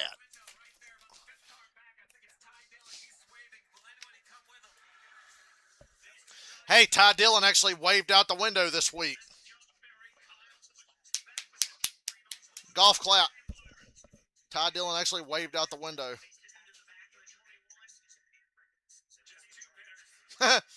Just Ty Dillon and Alfredo pitted. Easy there, Gilliland.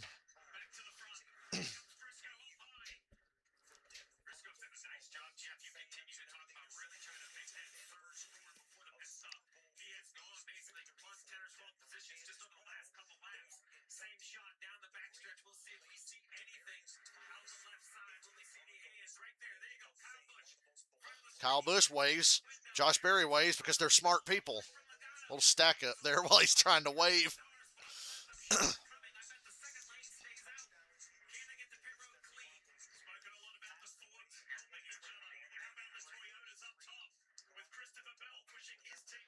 Logano didn't pit with the 21. Neither did Blaney.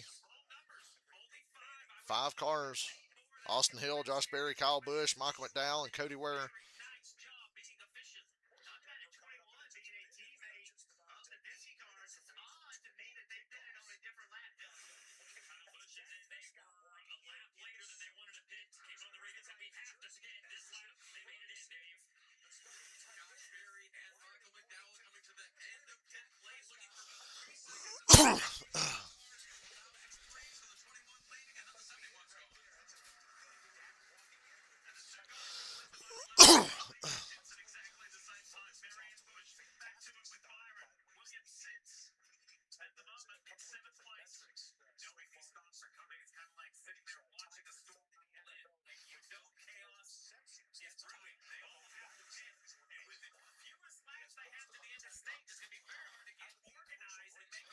Yeah, they've run a little later in this stage than they did in stage 1. Makes sense. The stage began under caution. Like all stages do, unfortunately.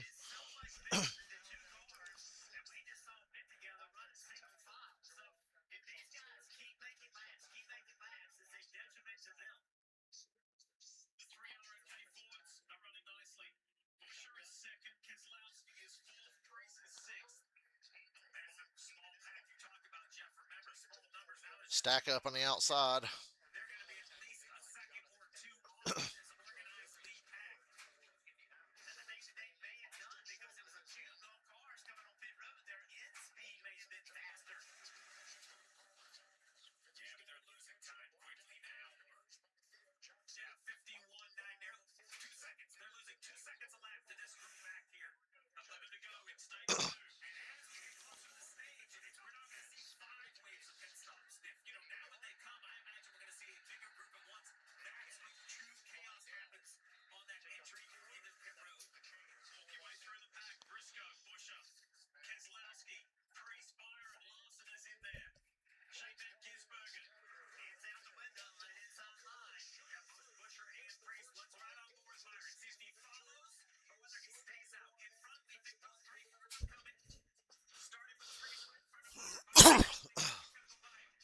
Got some pitters. Just the RFK cars. Literally just the 3 RFK cars pitted. This strategy is weird.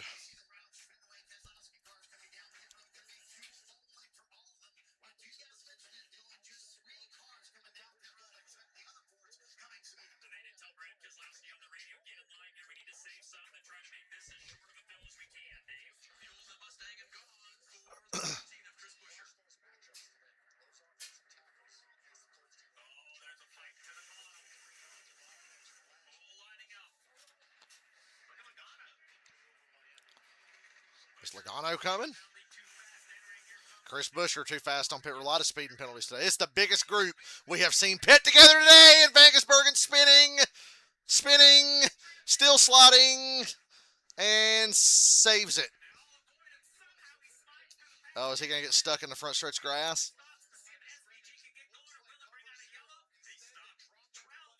88's stuck in the grass. Caution's going to come out here. Everybody's on pit road, so I mean, what a huge break for the guys that just pitted. They're going to be out in front of everybody. There was rain there this morning, and he's got at least one flat rear tire. He can't move. Caution's out.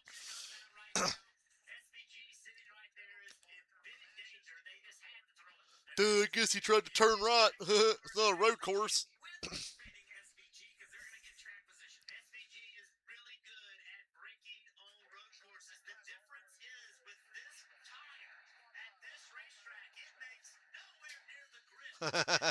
I can't believe that wasn't worse. He did a remarkable job not to just kill anybody there. And I was like, damn, he saved it. And then he got stuck in the grass.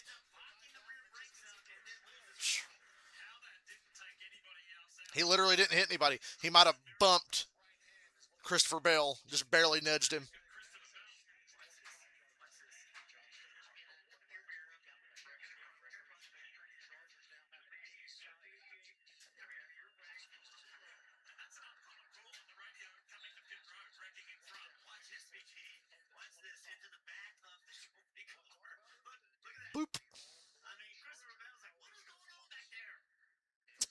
Even while he's spinning, the car control, the SVG had to lock that fucker down and then straighten it back out. But then, unfortunately for him, it straightened out in the grass.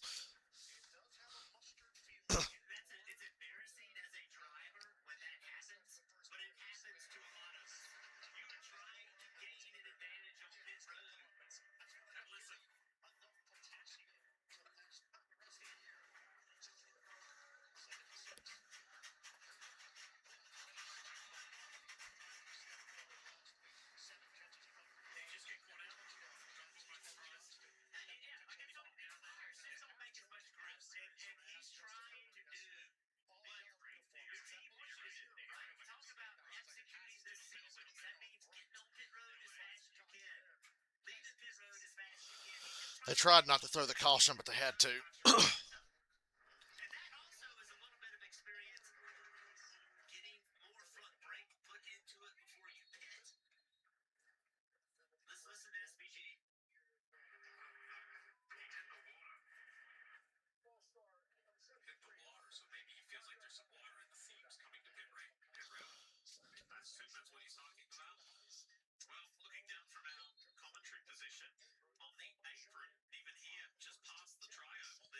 I bet that just really hurt the underbody of that car.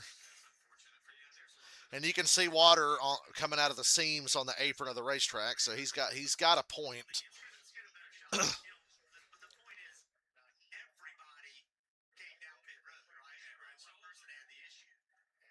Jeff Burton's a hater.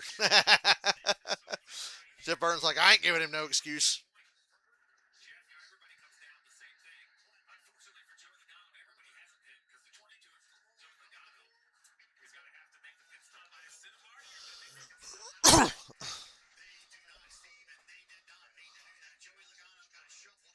Logano wanted to pit with that group, but was on the outside, couldn't get down.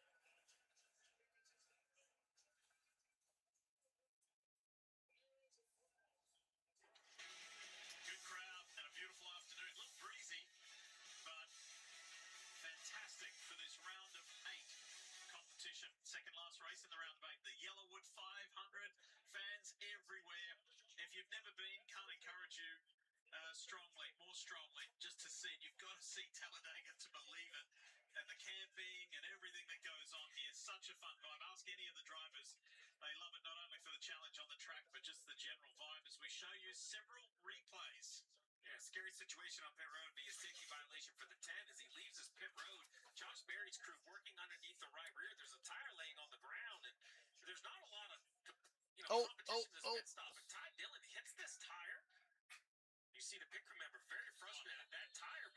Ty Dillon again with no fucking awareness.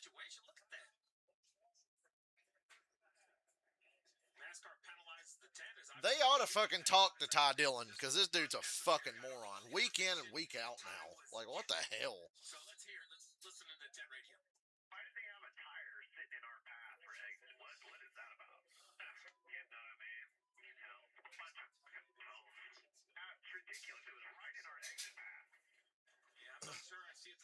I don't see it the same way. I think you're a dumb fuck who needs to have more awareness, you stupid cunt. How the fuck is he even still in NASCAR? Being this stupid and this talentless. Crashing people on the racetrack because he doesn't know how to fucking let anybody know he's going to pit road. Trying to run people over on pit road because they're in my way. Dumb fuck. You ain't even running good. Anywho. 4 to go in stage 2. And Joey Logano's nowhere near the top 10 to get points, so this is good. He's near the top 10. He'll probably weasel his way up in there. But Briscoe, Larson, Byron, Blaney, and Bell are up in the top 10.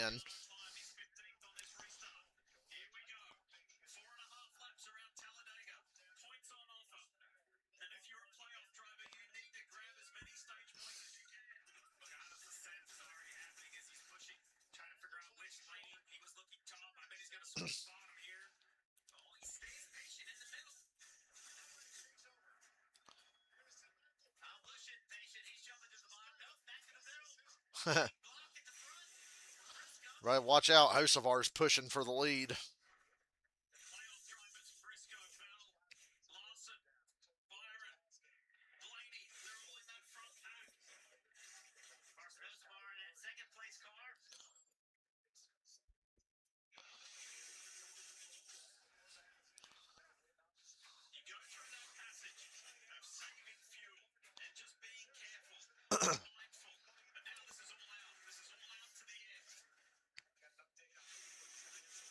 For the next 3 laps, it's all out anyway.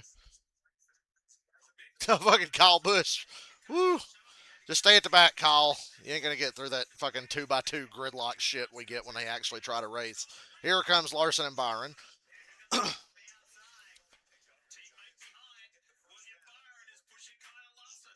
2 to go, stage 2.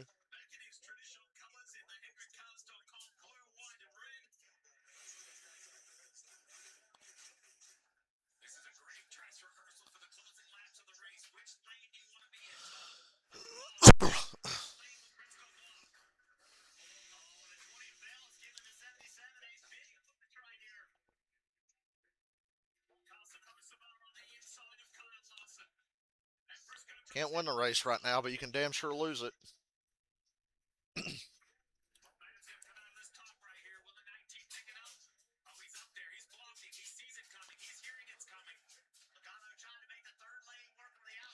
Ain't gonna work. Oh! Larson almost turned Briscoe. 1 to go.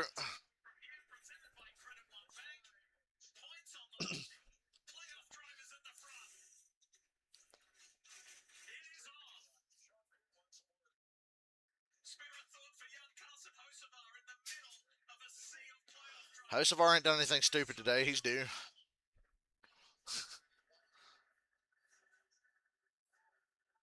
That third lane's coming, but not fast enough.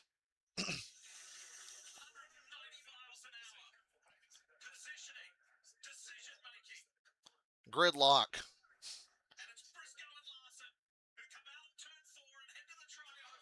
Equal pushes on the bottom and top. Larson almost got turned.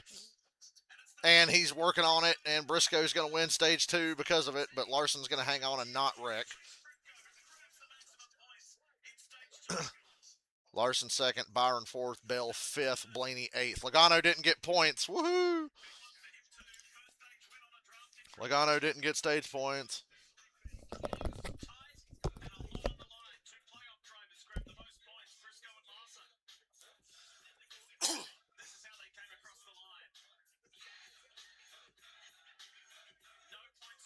see debris on the front stretch.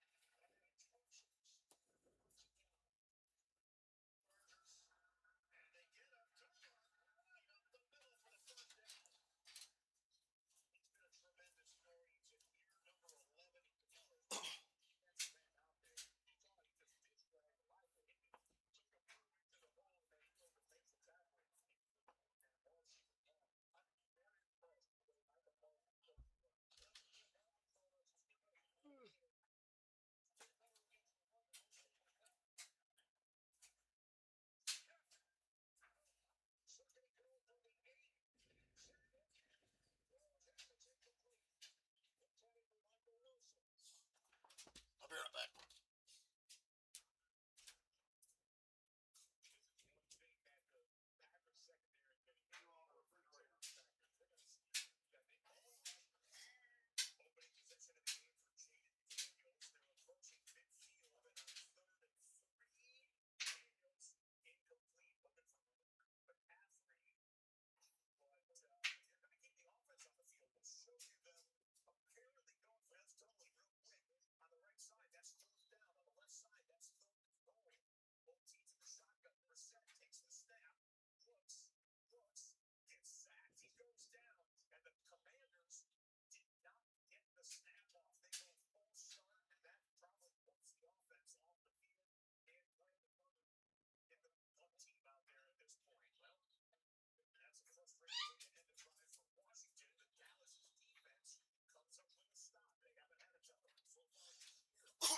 Busy stream as always around here. All the way to the line there to complete stage 2, where you saw some very hungry playoff drivers, but non-playoff drivers. Let's give a shout out to Carson Hocevar, 3rd. Ty Gibbs, the winner of the first stage, he was in 6th.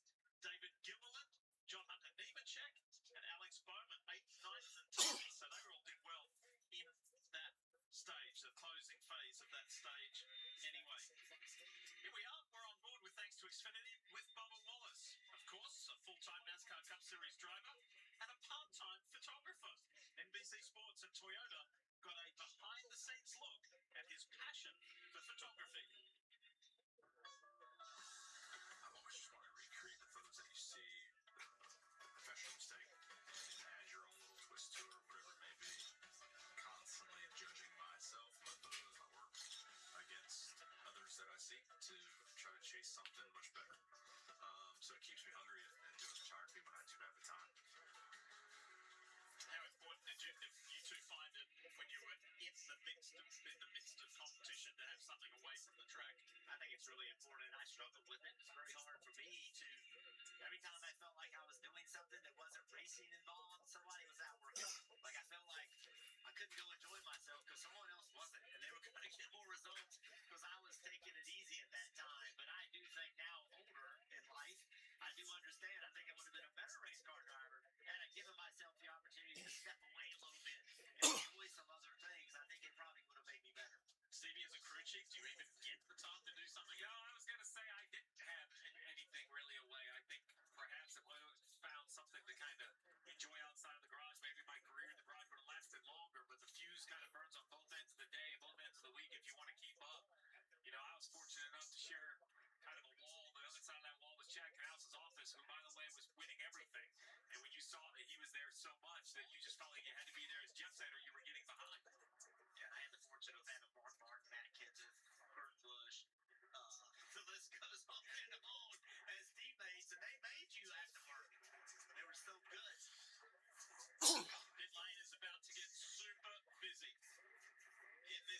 Unless you're Ross Chastain, he stayed out. The team are standing by. Take it away, mate.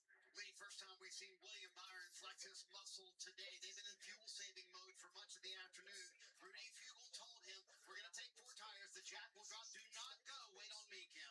For Carl Larson, he said, I moved to the bottom once I had no energy. I think the wind is really affecting the car. 4 tires, no go fuel. Christopher Bell, bottom left. Adam Seidman asking, what do you need? He said, just water and a tear-off, dude. Briscoe was told to keep an eye on his fuel pressure because they had an issue on the last stop. Actually, 5 cars. Chastain, Zane Smith, Hamlin, Suarez, Berry, and Austin Hill stayed out. Back into gear after winning the stage. The round of 8. We're right in the middle of it.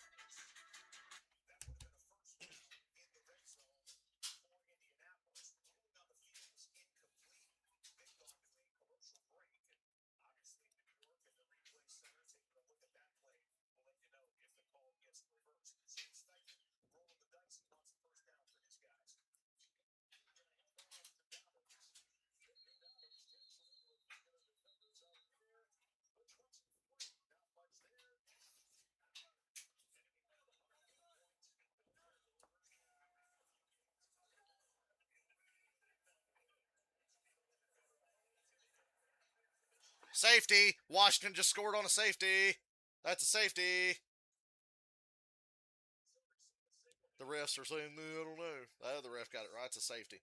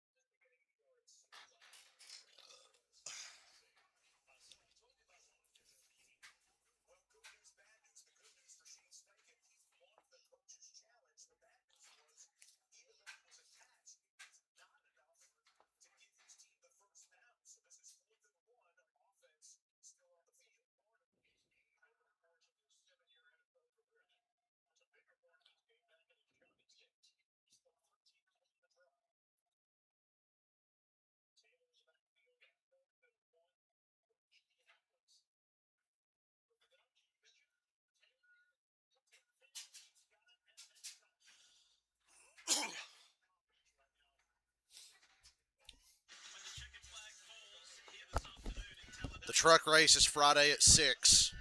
I'm going to try to stream that. Hopefully I'll remember. I almost forgot the truck race this week. Xfinity's Saturday night. Oh boy. Next Sunday, 2 p.m. Eastern, right here on network television on NBC, also available on Peacock as well. Time now to get to the Peacock pit box.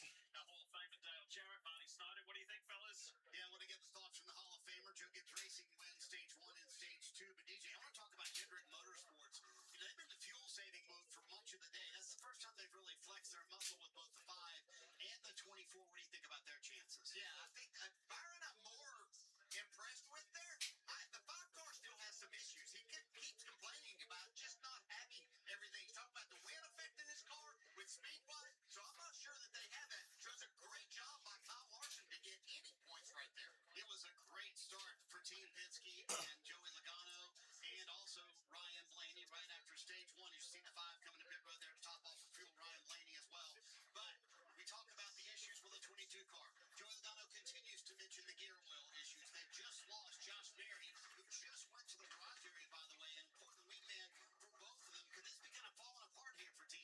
Josh Berry going to the garage. That sucks. He had a really good car.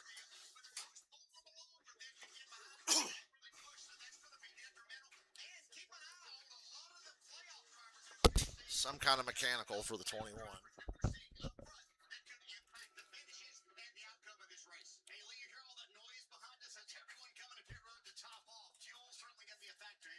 What a tough break for Josh Berry. He's led the most laps today, 27. Is Denny Hamlin Now they're having to roll Denny down pit road. Yeah, I just came on the radio. It fired up. He's going. Starter not working. That was weird. Push from his crew. Stalled the car out, leaving the pits, and then with no start on the pit crew, just push starts it. not a big deal unless, of course, you stall on your green flag pit stop. Yeah, it would be a very crucial situation. So Marty brings up a good point about the term wingman. Austin Cindric raised it yesterday, and you look for the two playoff drivers from Team Penske. They had two wingmen in Josh Berry and Austin Cindric. Austin was involved in that big accident a little earlier in stage one, so he was unable to assist the drivers of the 12 and the 22. And then you look all Oh, around. Kyle Busch on the front row to start the third stage. Everybody's going to have to pit one more time. Including you, Ty Dillon. Remember to signal your hand out the fucking window, you dumb fuck. Byron 7, Logano 5. He did not get stage points in that second stage. Got him in the first stage. Ryan Blaney with 10, Dylan. Some guys to watch quickly on Kyle Busch. The mileage they've been getting at the front of the field has not been very good. As you'd expect, that's the case for everybody. They said 4 to 6 is the range they want for the best fuel mileage to the end. Well, time to fuel safe for another 30, 35 laps. Because there's a one pit stop coming later. Look at all the cars that pick the inside on the choose. As he and Jonathan Nemechek lead this field back to green. Green, green, green. Let's go for a ride.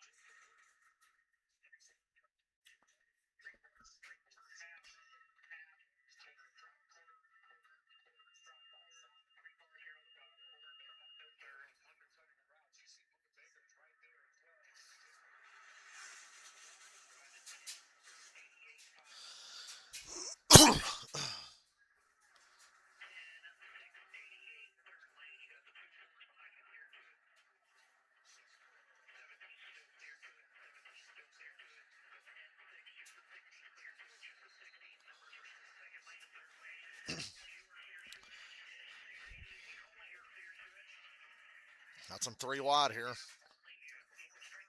Nemechek's leading.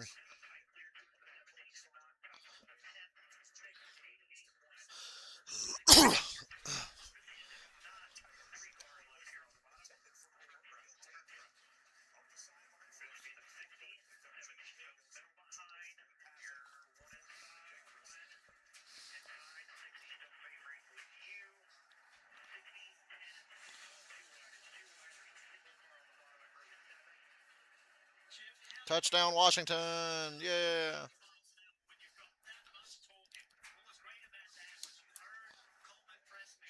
Dallas defense is terrible.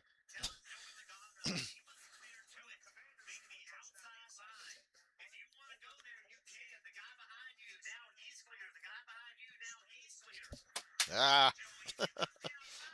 Dropped my phone like an idiot. Think I got a case on it. This $800 phone was free, but Right there on the bottom of your screen, you see the 21 rejoining the field already. Dave, quick work in the garage. Yes, I did. Steve, same issue as the Penske cars have been having. The gear oil too hot, burning out of it, and refill it with gear oil. Get him back out here. He can still get this race for his fellow Fords. Could still be a factor, but that raises my concern for the 22. We've heard about it being a little too warm. Marty's reported it all day, plus 45 at one time. I mentioned everyone runs the same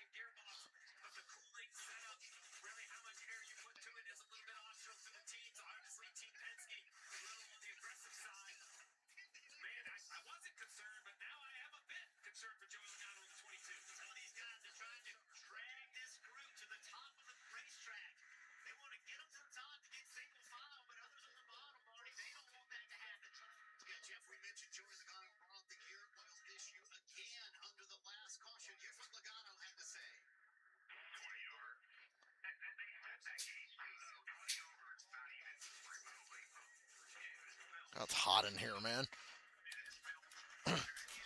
Made it to stage 3 before I turned my little fan on.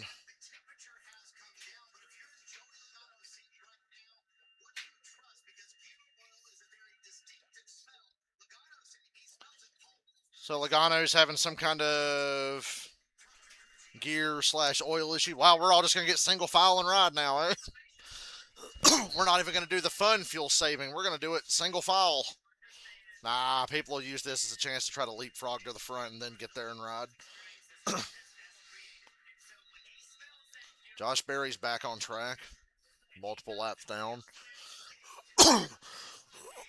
And losing another lap here.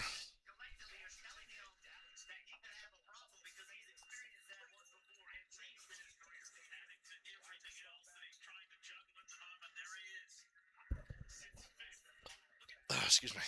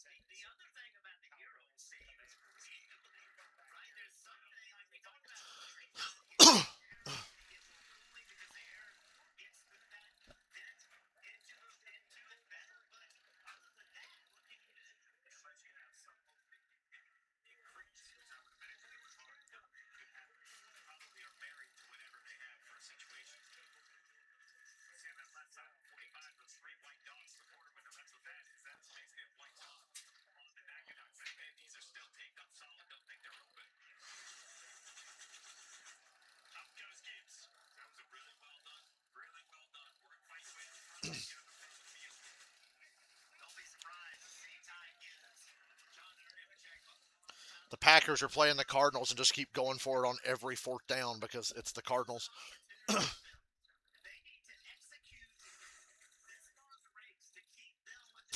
Turnover on downs.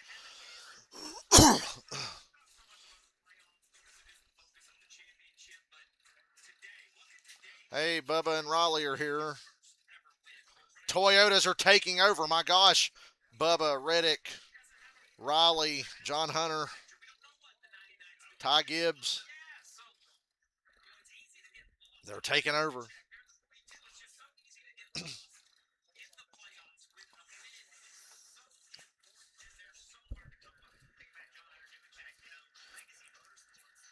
Legacy Motor Club, Jeff.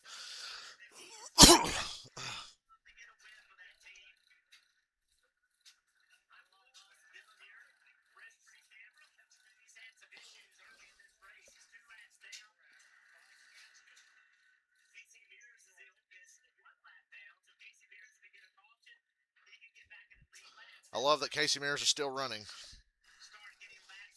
Position by attrition, Casey. Let's get it.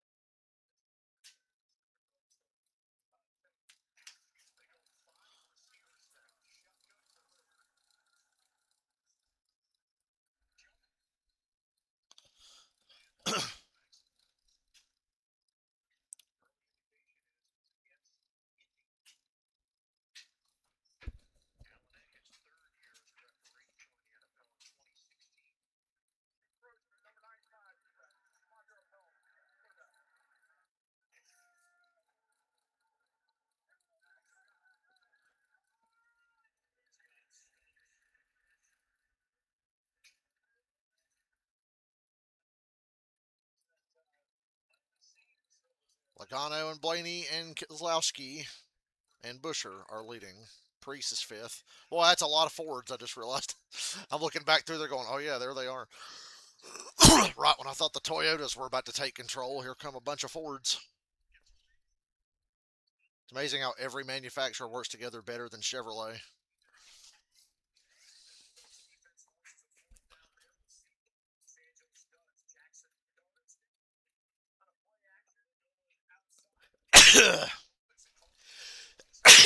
Jesus, sorry about that.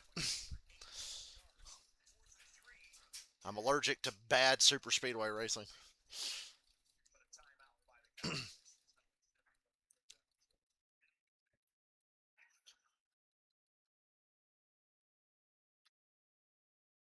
Green flag pit stops will spice this thing up in a bit. Now Jackson Dart dotting up Denver.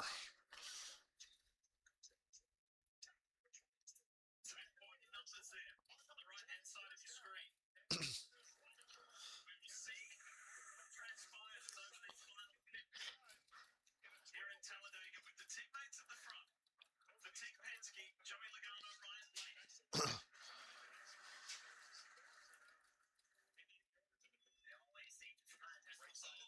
Wow. Kyle Busch and Tyler Reddick almost wrecked. Third lane's coming. Everybody's riding right now, so this third lane will work.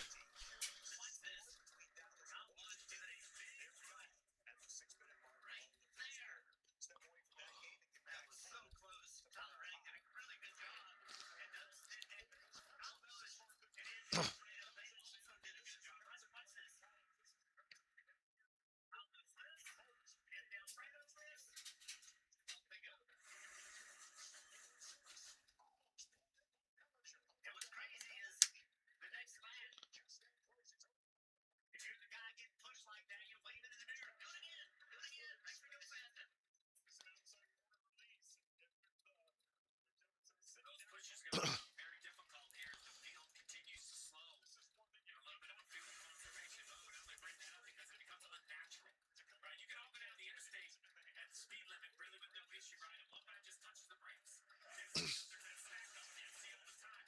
So while these guys aren't on the brakes, as they roll out of the front trying to stay dash, it just changes the natural kind of cadence of the pack. So if I'm a driving behind you, Jeff, and I'm expecting you to go forward, but you're backing up to me and I don't expect it because you're out of the gas. That's when you see these pushes turn into really big breaks, just because the forward energy of the trailing car, the rearward energy of the forward car. These guys are running 52-second laps. The fastest lap of the day is sub 49, so 3.5 seconds off. They still are remarkably fast. It's just not have a natural flow. Cheddar's Chevy for RCR. You get the Toyota and Tyler Reddick, but it's a Ford freight train down to the left on the low lines. Dave, we saw Josh Berry coming off the track a moment ago. Tell us more.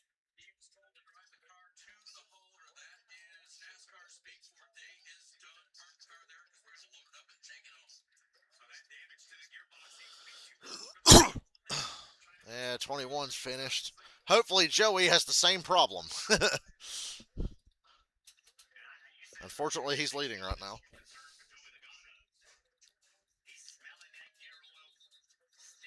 Some gear oil cooking in that 22 car. Hope it comes to a boil. about the run from Anthony Alfredo today in that Beard Motorsports 62. Enjoying some more time at the front. Anthony Alfredo sure has been a pest at this race. How long have we been racing? 2 hours 29.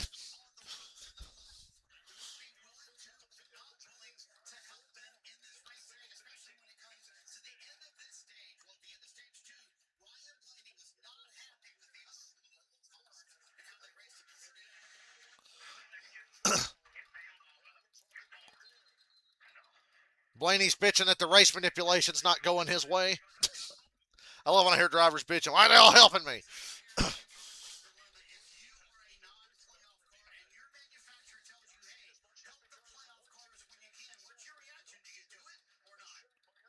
exactly that. I help them when I can. And when I can't, I don't. And what that means is I can help, but not Whoa, whoa, whoa, Riley. Why did they cut away from that? Goes Riley Herbst Idiots. What the fuck? Riley Herbst just like stopped mid-pack and nearly caused a wreck, and NBC's like, we don't need to show it. That feels like a mechanical problem. Wow. Thought we were going to cut back to just a massacre.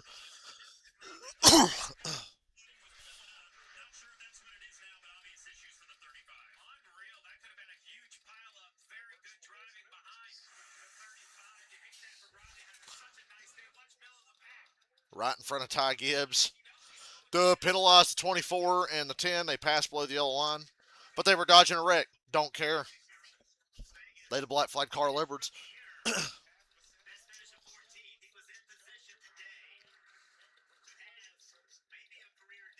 They made it to his box.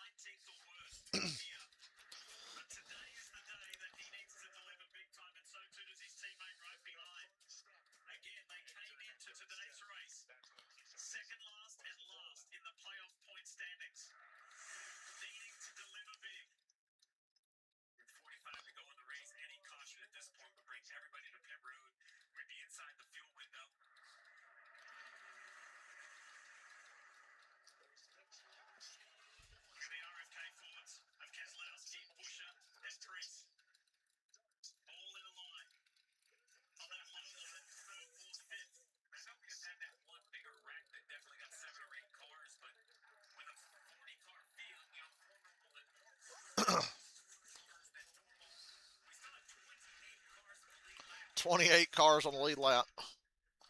We ain't thinned them out enough yet for the racing to be really good at the end. Give it time, though.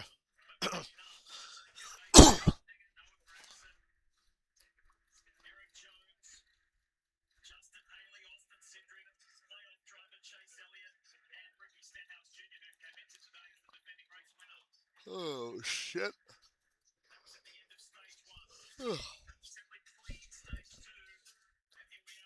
Logano McDowell, Blaney, Alfredo, Kozlowski, and 24 of their closest friends.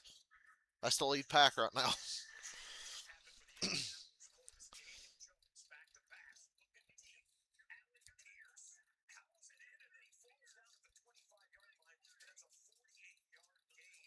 Are the Colts about to blow out the Chargers?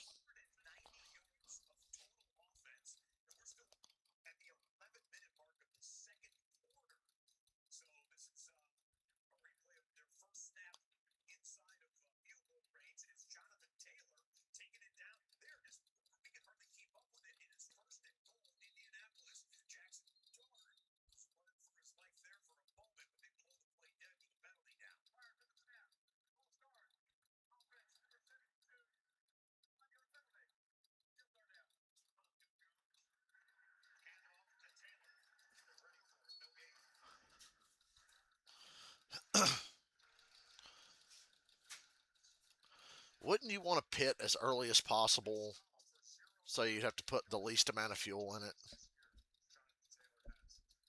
That's just me.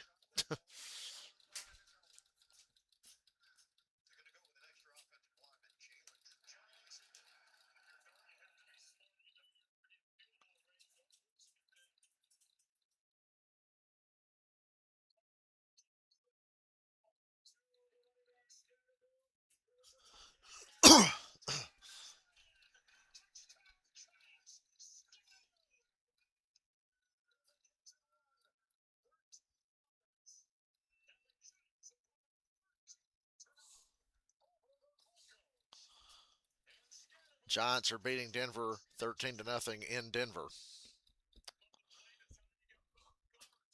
Why am I not surprised? And Cam Scattaboo, human CTE in human form, just scored another touchdown.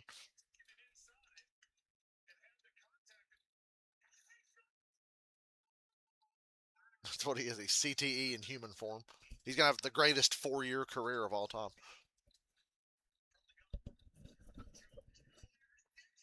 Touchdown Colts. They got a 3-score lead on the Chargers.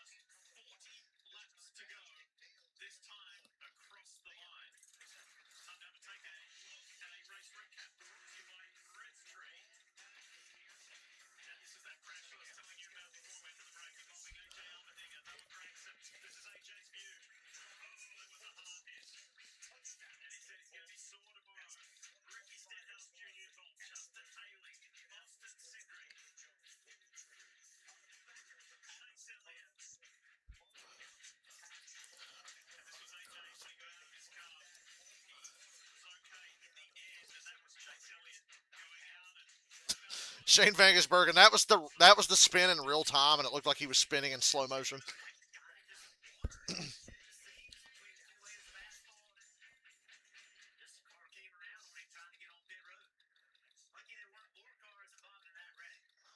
Could they not go dry those seams under caution or something?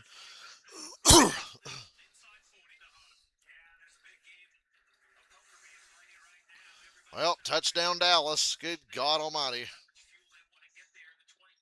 Old CD was wide open.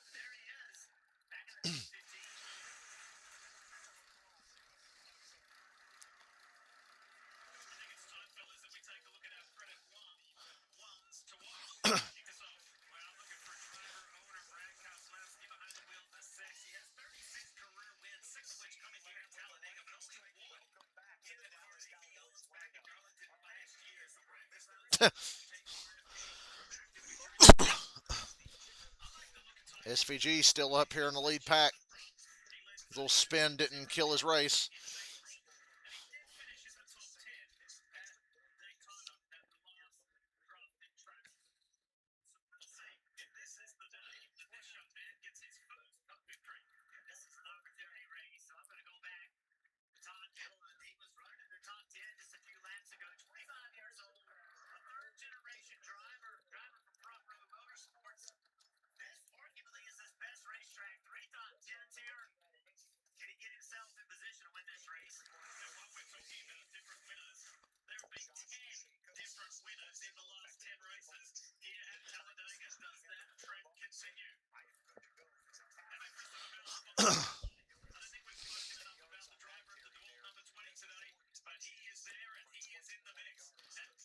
Christopher Bell's underrated on super speedways, in my opinion.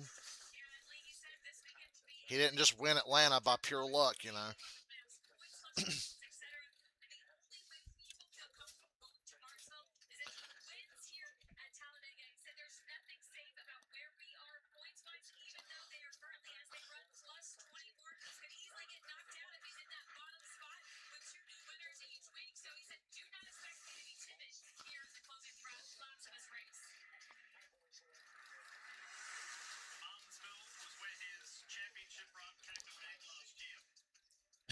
In hilarious fashion, Martinsville was where his championship run ended last year.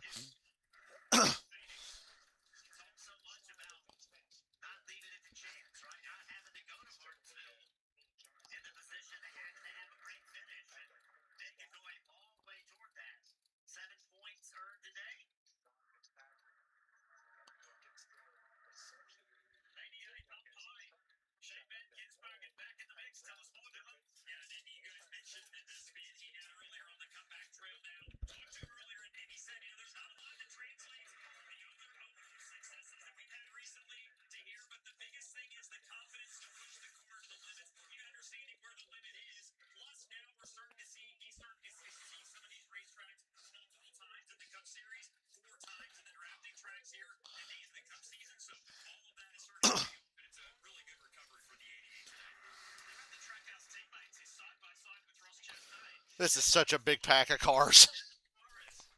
It's crazy.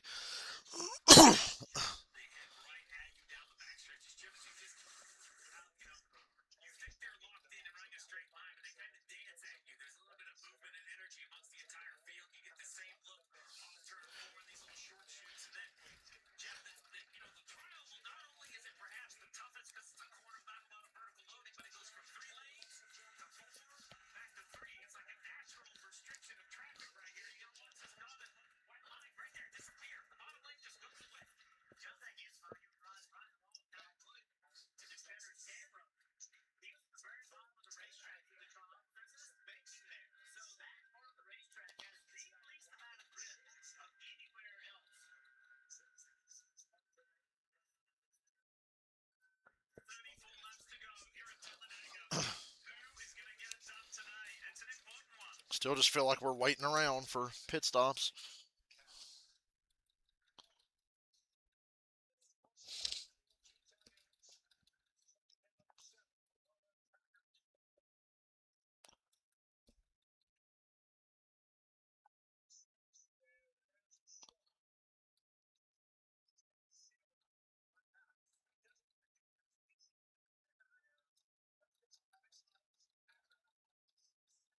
What is this commercial I'm watching?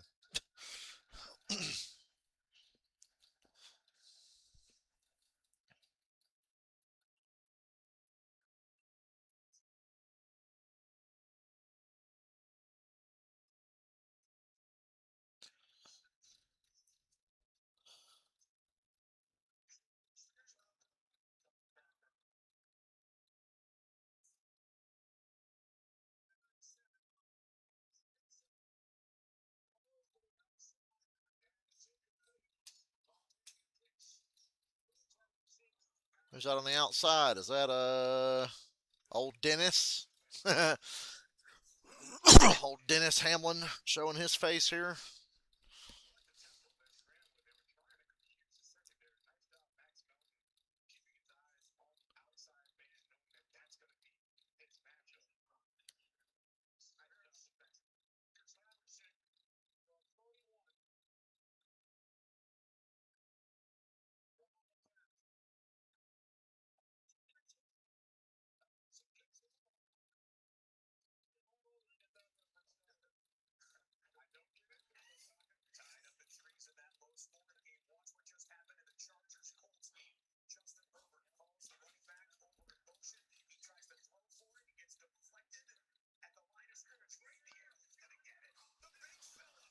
God, the Chargers are getting destroyed.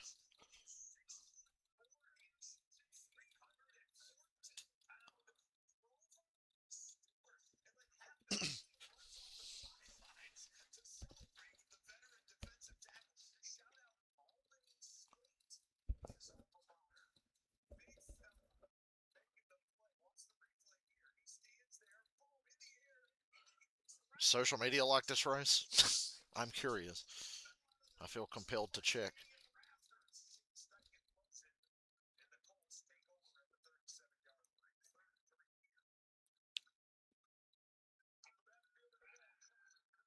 Bro, seriously?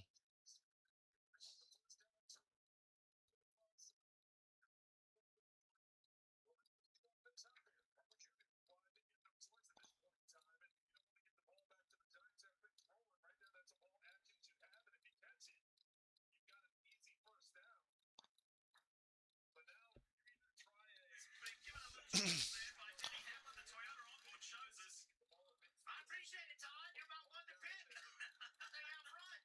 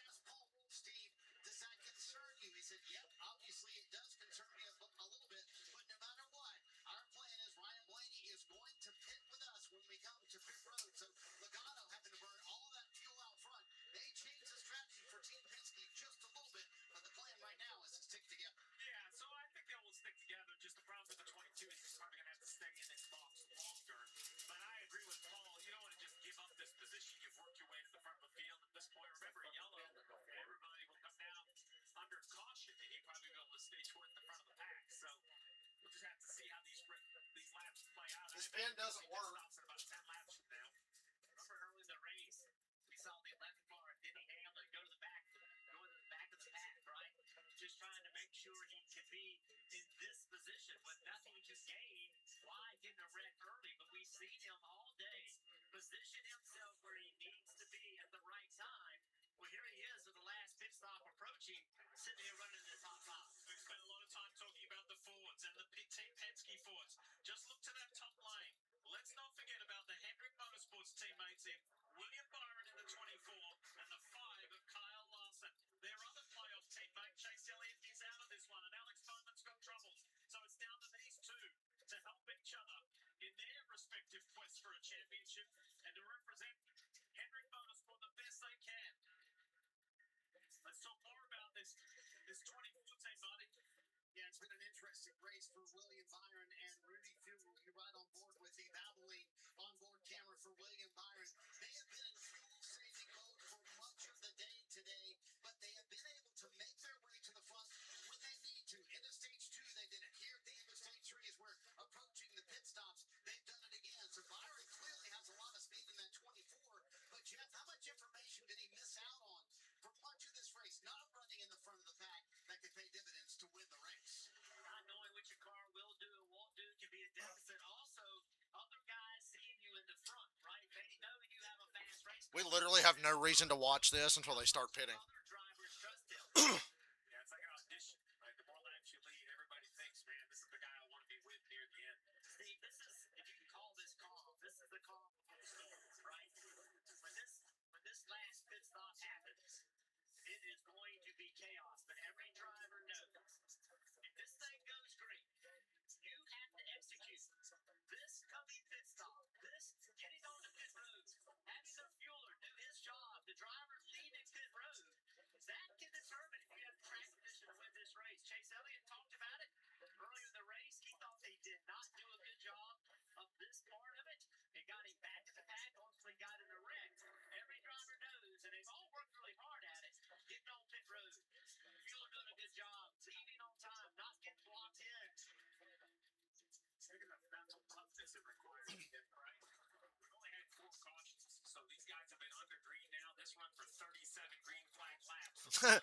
40 minutes ago, Jeff Gluck put up the F1 race started halfway through stage 1 and is already finished. It's going to take another 20 minutes of absolute focus, and the pit stop's only going to be 4 seconds. You're not going to get another break at 190 miles an hour with your competitors so close around you and just 24 laps to go. Where are my contacts? Maybe you should keep your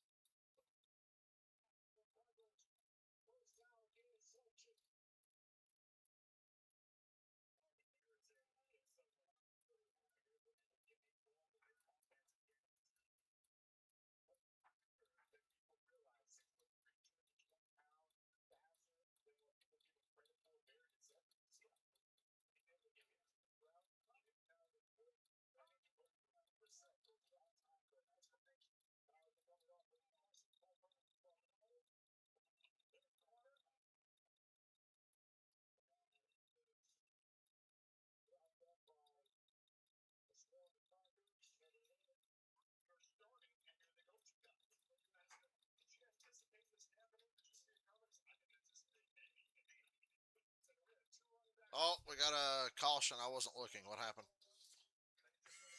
Did he wreck or did he break down? Yay, everybody's going to pit. And wherever you come off pit road is where you're going to run because nobody's going to save gas and they're going to be gridlocked at 2x2 now. So, yay.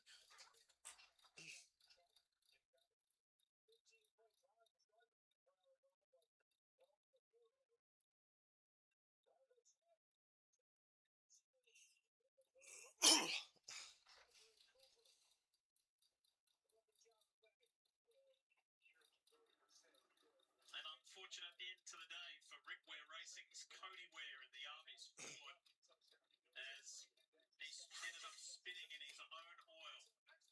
Yeah, he came by on the front stretch very Oh, Cody Ware he was going to was blowing up and then spun in his own oil on the apron. engine. It sounded like it had expired on the 51. And then with him spinning on the apron, Let the clusterfuck begin.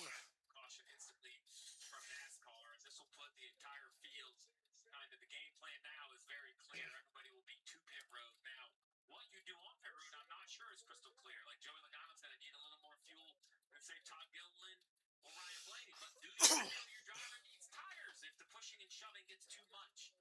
And with 27 cars in the lead lap and differing strategies, very important for clear communication. It's going to be very easy to run into somebody coming or going who's on a different plan than you.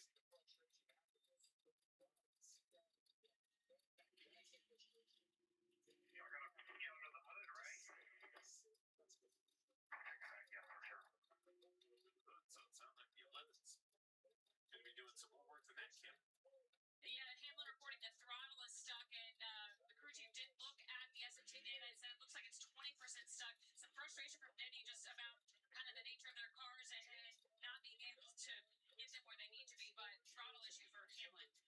Better this week than last. Yeah, but you know, he wrecked one in Martinsville, the stuck throttle, a piece of rubber once. I mean, that's something that, you know, as a race car driver, that would, and as a crew chief, that's my number one responsibility is to make sure the driver has all his controls. Let's listen into the limits. I don't know what to do. If I'm pushing the clutch in, it just goes the peg. All I know is to turn the motor off and then work it. That's all I can tell you. Okay? This is being unbelievable. Why can't we keep our cars together? I understand his frustration. You know, I know the win last week is what they were looking for. It was a big emotional day for Denny. It was a great day for this team because now they're on the championship 4. But, you know, at this point, we don't know exactly what's wrong. But you hear the frustration in Denny's voice, you know, that mechanically he feels this is something that shouldn't be happening to the 11. Look at mistakes. I mean, I agree with Denny. I also empathize with Chris Gale, right? I mean, he doesn't work. He has to manage this situation. I guarantee Toyota and Joe Gibbs Racing are going to take a hard look at it, but real frustration from the driver. Yeah, and look, what Denny Hamlin is thinking about is here in a couple weeks, you have to be in position to win a championship, and you cannot have these types of issues.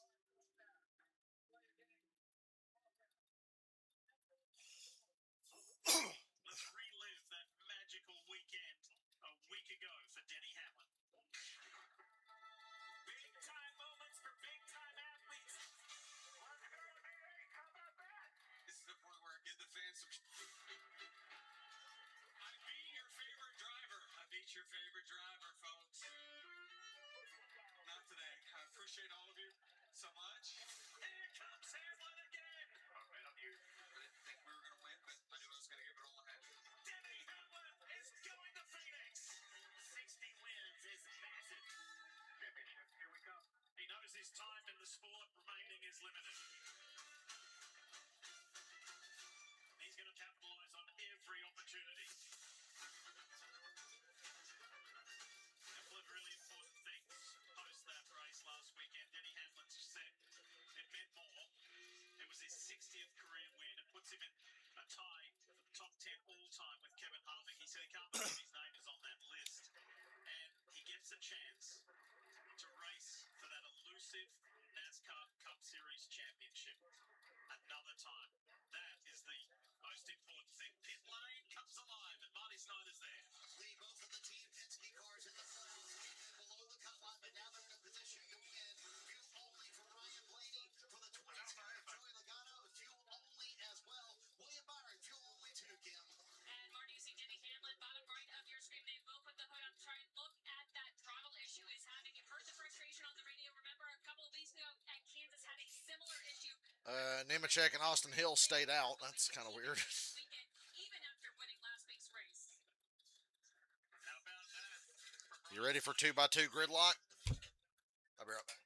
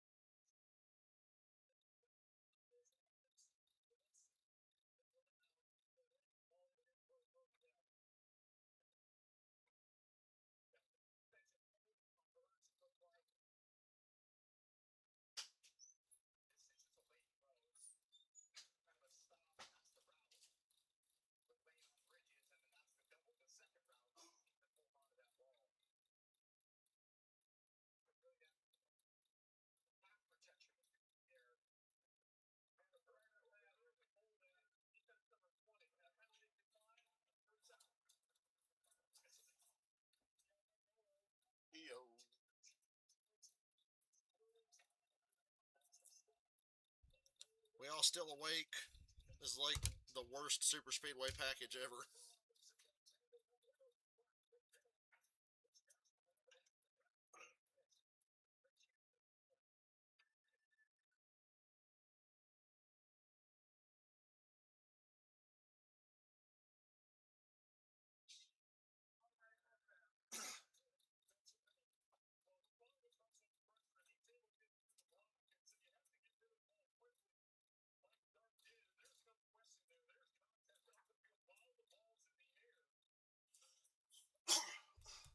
Wake up, people, wake up. Don't you know that we're at the end of a Talladega race?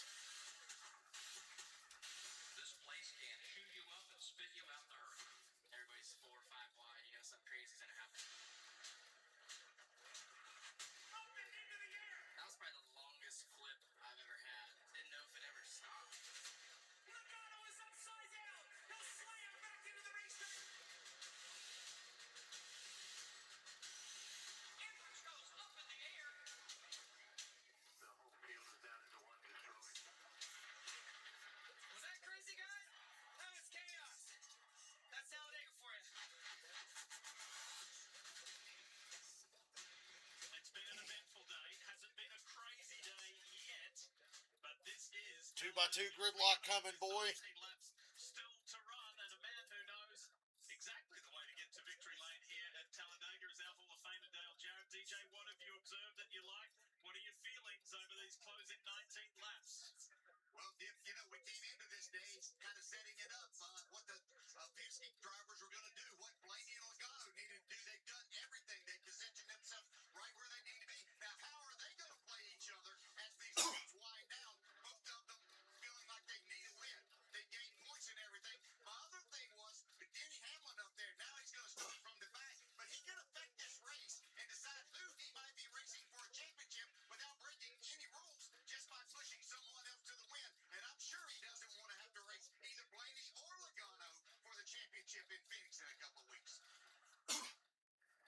Landon lost the lap on pit road, but it doesn't change exactly what DJ just mentioned. He'll be able to get up there and mix it up as we see the choose coming with 18 to go. The 22 of Joey Logano, very, very fast pit stop. He's going to choose below his or behind his teammate Ryan Blaney. I'm going to tell you, to lead that many laps and still have that quick of a pit stop for the 22 of Logano, they have got to be nervous on if they had enough fuel put in that race car. I'm sure they had it, measured down to the ounce.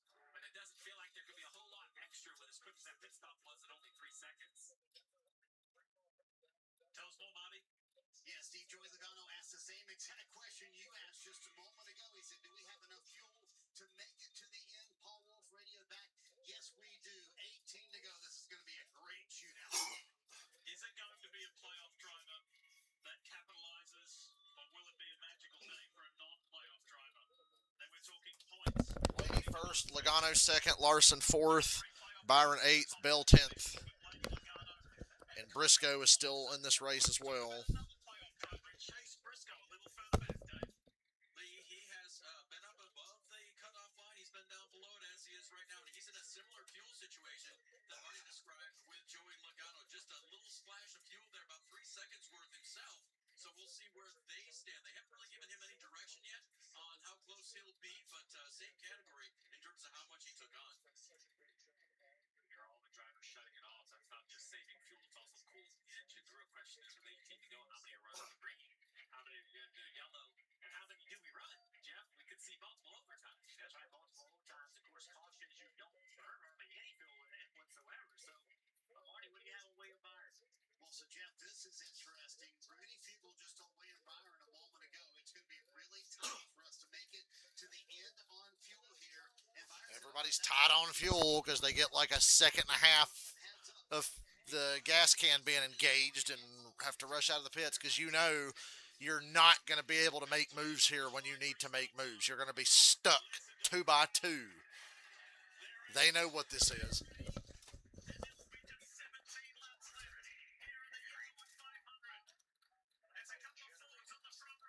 There we go.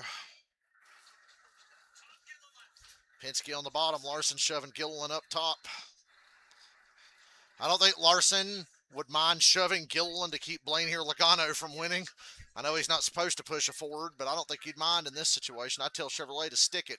I'd be like, big picture, motherfucker. We can't let Blaney and Logano win this thing. Old Suarez is up in here. I haven't really seen or talked about Suarez the whole damn race. Oh, Larson wanted down in front of Blaney so bad. Gilliland moves down and picks up his Ford allies. Don't know what kind of allies they'll be late in this thing, but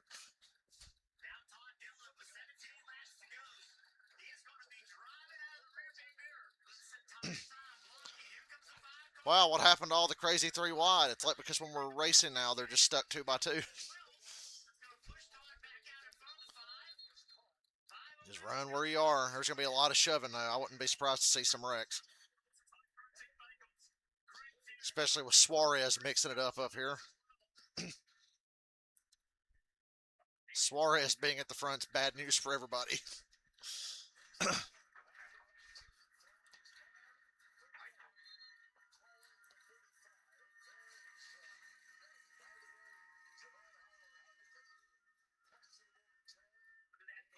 Stacking up, stacking up, stacking up, stacking up. The accordion through the field. That was all on the outside.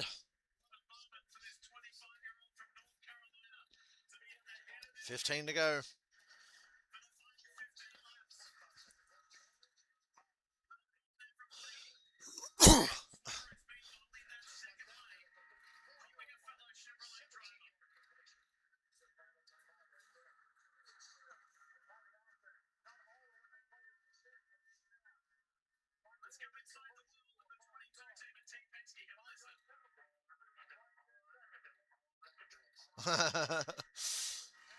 Blaney and Logano are much better pushers than everybody else.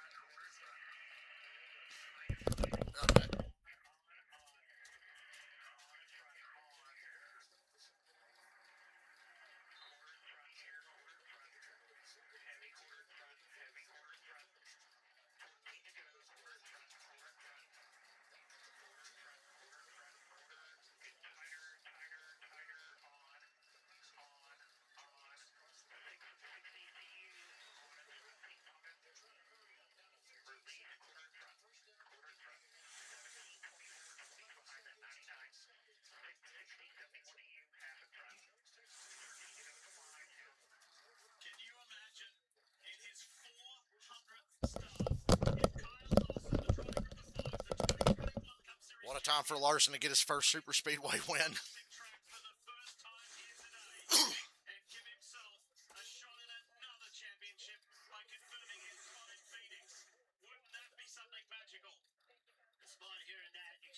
Wow, they're 2 by 2, just like I said they'd be. It's like I've watched this before.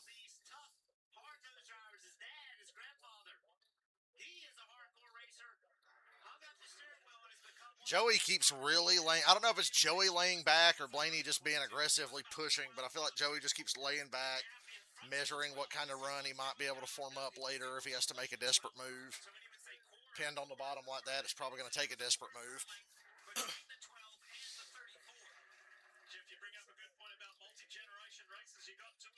Larson clear. I don't know if I want to be down in front of them Fords, though. Third line's coming. Can it actually get there, though? Can it actually threaten for the lead? They've made it up to like 10th with Zane Smith, Chastain, Bubba, Hocevar, and Austin Hill. Is Casey Mears on the lead lap? Is he on the lead lap yet?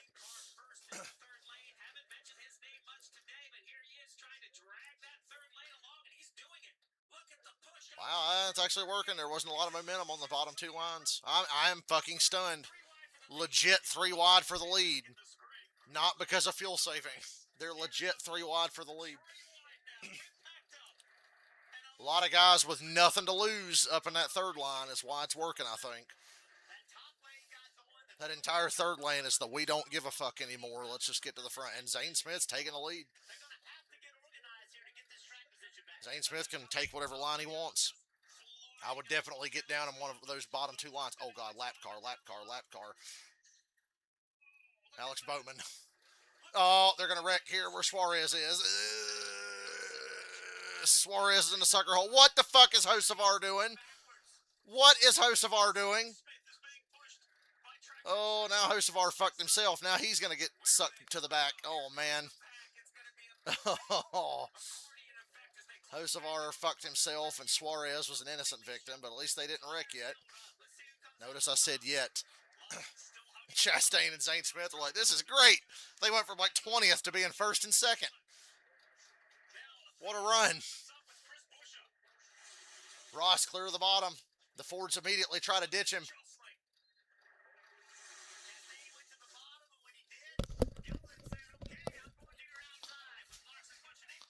My goodness. They used that third lane to come up from mid-pack to the front. Don't tell me the 34 and 38 are going to clear down on the bottom and control this thing.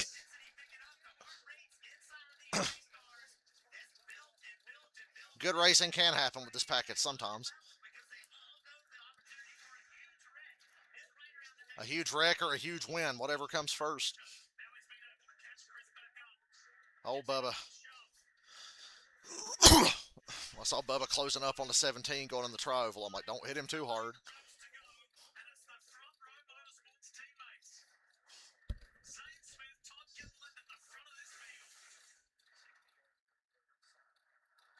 Gilliland clears down in front of his teammate. They've got Blaney and Logano buried a little deeper on that bottom now. And they're both 3 wide, pinned on the bottom line.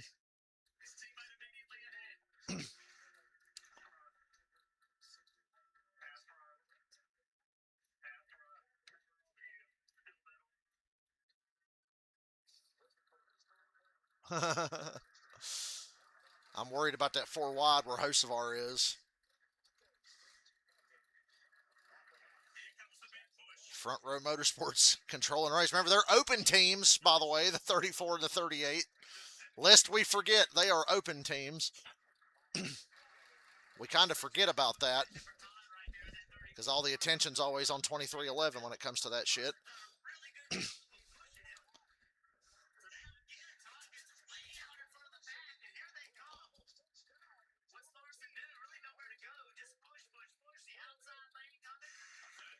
Cole Custer will be the one to wreck everybody. He's making his way to the front.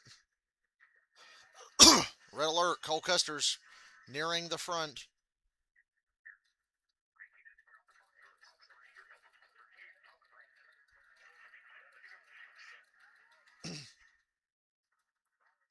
Whoa.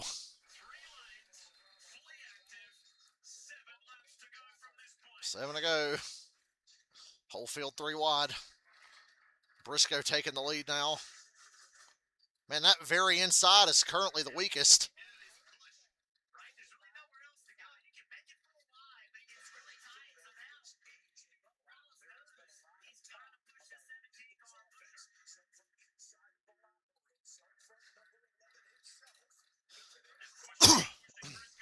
What a shove from Busher to Chase Briscoe. Here comes our man Bubba. Oh, Larson and Bubba got really close together there. Byron goes with Larson. That's the right move. Bubba's got help coming from Austin Hill. Austin Hill's got no choice but to push him. Now Larson goes back up into the third line. 6 to go. Field is really compressing together now. The pushes and the lanes just came really tight together there at the start-finish line.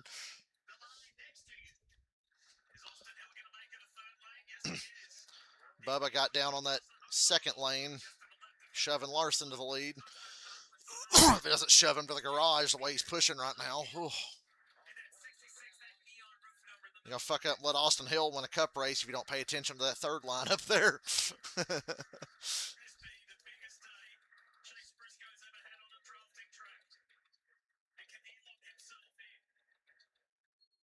Oh, even the cars that ain't pushing look unstable as hell through there.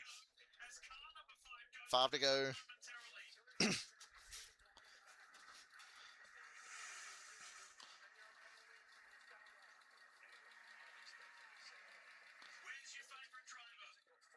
Where's your favorite driver? And how are the points going to stack up at the end of this one?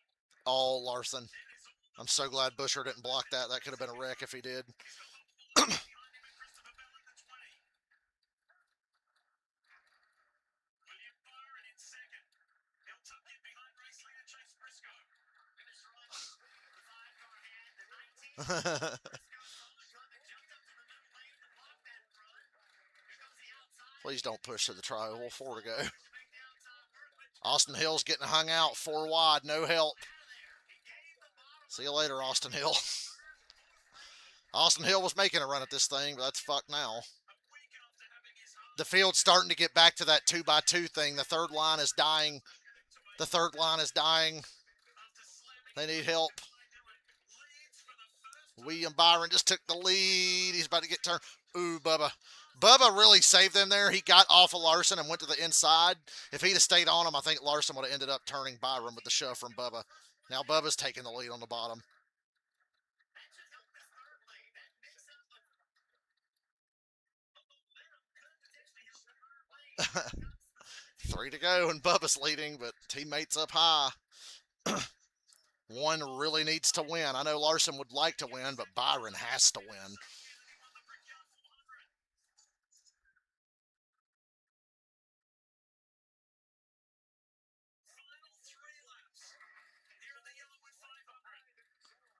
Good run by Bubba to make this happen, to get up here and have a chance. Boy, there's a lot of pushing in that third lane. Oh, 34.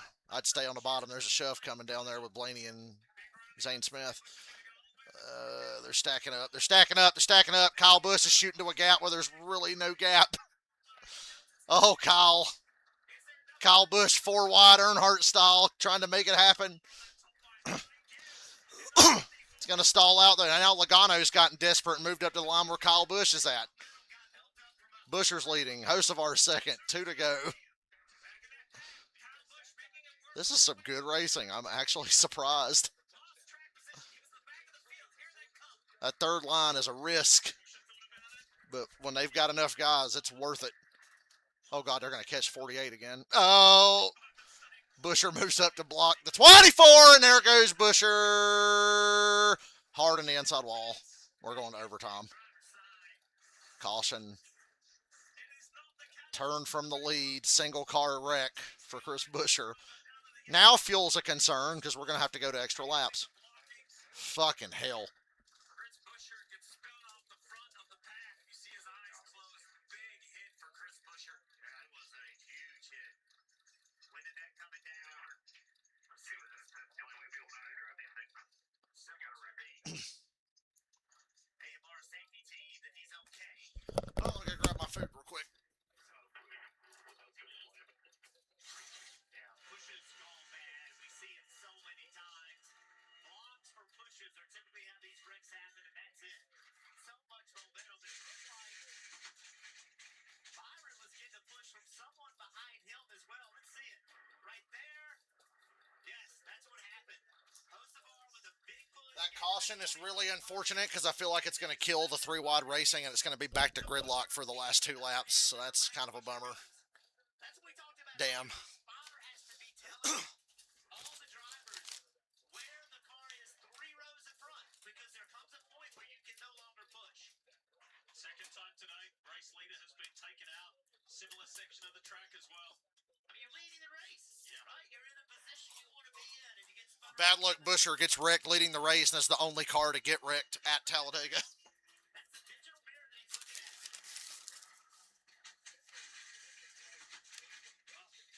Knows the big hit is coming.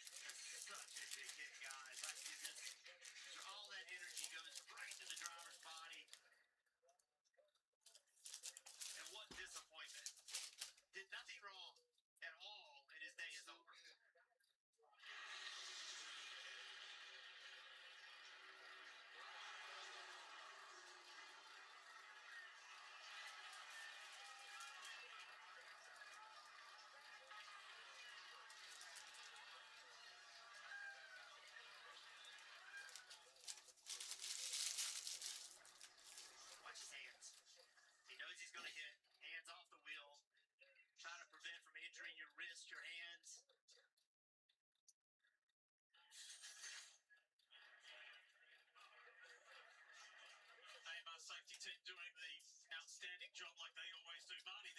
Blaney's on pit road getting a splash of gas. These teams were cutting the fuel. Both Penske cars going to have to come to pit road. The 12 and the 22 coming to pit road here because they did not have enough fuel for an overtime. I asked Rudy Fugle a moment ago, William Byron, the leader, do you have enough for an overtime? He said one, maybe.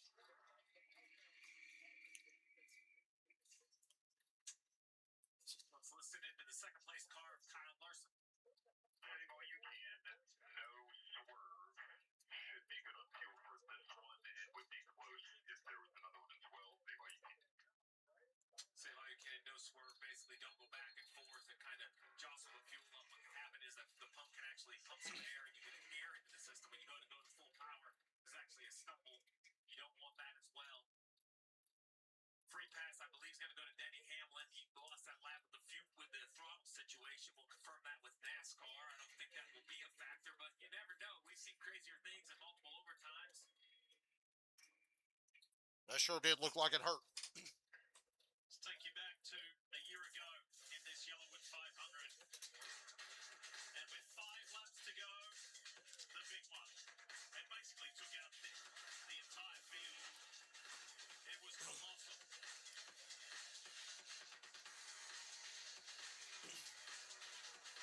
This is what every driver knows when the intensity picks up and it's winning time. The desire to win at this racetrack is so great because it means so much to a driver's career. Winning a cup race is just a big deal. We saw it in Denny Hamlin. The emotions last week about how important it is to win. And the only way to win here is to put big blocks on and big pushes. And ultimately, it can work out or you can end up on the back of a record. Take a quick look at that graphic. 10 for 10. 10 different winners in the last 10 Talladega races. We make it 11 here this afternoon. Well, first, Byron, second, Larson. Neither are on that list. Brad Keselowski, he's still in the race, but he saw one of his teammates and one of his employees out in the hardest fashion. Winning contention. It's pretty interesting to see the strategy played by the Penske drivers, crew chiefs rather, in regard to the strategy of how much fuel to pit wall. It makes you believe that they were in a must-win situation. They didn't gain enough points in the first 2 stages. They just didn't get enough fuel in there in case of an opportunity for overtime. Well, let's hear from Cliff Daniels, crew chief, to Kyle Larson. He's with Kim Kern. That's right. This driver currently running second to teammate William Byron. So this is a spot in the championship for. Never won here at a super speedway. What do you want to see from your driver in this overtime restart? Yeah, I mean, ultimately, we've had a decent day of execution. Really proud of the team, proud of Kyle, everybody on the HenderCars.com Chevy for just keeping us in the game. Our handling and speed was off a little bit at first. Not really sure where that came from. Made a few just small adjustments on the car, and you guys know how these speedway races are. You just got to execute and be there at the end. So luckily, we're in a good spot now. If we get another green white checkered, I'm just not too sure about fuel for us or for anybody else. But if we stay clean, we got a shot. So we'll see how it goes. It's out of your hands. So what are the nerves like for you on top of the box? Well, I just want to make sure that in my position, I'm giving Kyle the communication we can, to know how to save and all the things we're looking for to kind of know where we are on fuel. So a little bit out of our hands, but still trying to be involved and communicate well. Bring us home. Think about how they were communicating at the beginning of the race. Larson was saying, I'm slow, I need more. Cliff was saying, you need to save fuel, you're not giving me the number. And here we are, all these laps later. He's got a chance to win for the first time on a super speedway. He's up against his Hendrick Motorsports teammate. Coming in to choose, Jeff, I would assume the teammates would want to start. Thank God we're getting the one to go. They think they can come to the front row and let each other in, but that would seem to be a risky situation on the final restart. Let's see what they do. You can see they're running different speeds because they have their engine shut off, right? And they'll shut them off at different times. So one will be going forward, the other one's going backwards. But let's see what happens. I do think that there is an opportunity to start nose to tail and then switch just past the start-finish line, but it has to be executed perfectly if they choose that. They're going to split the front row. Hendrick takes the front row. Hocevar inside, Bubba outside behind him. So they're going to start side by side. Hendrick car side by side on the front row. Now the good news is side by side is, side by side, and they got two guys behind them that don't give a fuck and want to win. Kyle Larson looks good on points, but I also think they have to, they can't try to win at the expense of the other, meaning wrecking or things like that. But at the same time, I believe you also have to try to win your race. And we'll see whether they work together here in the restart or whether they drag race side by side. If they do stay side by side, is the 77 and the 23, who is your preferred pusher, I guess, becomes the next question. We know that many of you turn on at different times. For those of you turning on lately, let's get you back to a race recap so you can see what has gone down so far. And this was a significant multi-car crash in stage one. This was AJ Allmendinger, the race leader. Huge hit. And two of the wrecks we've seen, Kenny, the race leader got involved in it, had nothing to do with it. This took out a lot of cars simply from pushing and shoving, trying to make your lane go faster. AJ Regular Lane had the breath knocked out of him. He's okay now. Unfortunately, it took Chase Elliott out of the race. This was an unusual incident involving Shane Van Gisbergen. Yeah, loses control under braking. There was a little bit of water weeping up between the seams. He gets the rear tires in and he gets spun out. Luckily not collecting. And then this final wreck right here, a push on the outside, catches the 17. That was all Hocevar's fault. Very quickly to the inside and a big impact on the inside wall. And that leaves us in an overtime situation. This is Chris Butcher. Look at it. Look at the eyes. He knows the thing is coming. Hands off the wheel. Crowd reaction. And that was when the RFK Ford driver had a chance to win. He was at the front of the pack. This brings us I'm gonna have a heart attack.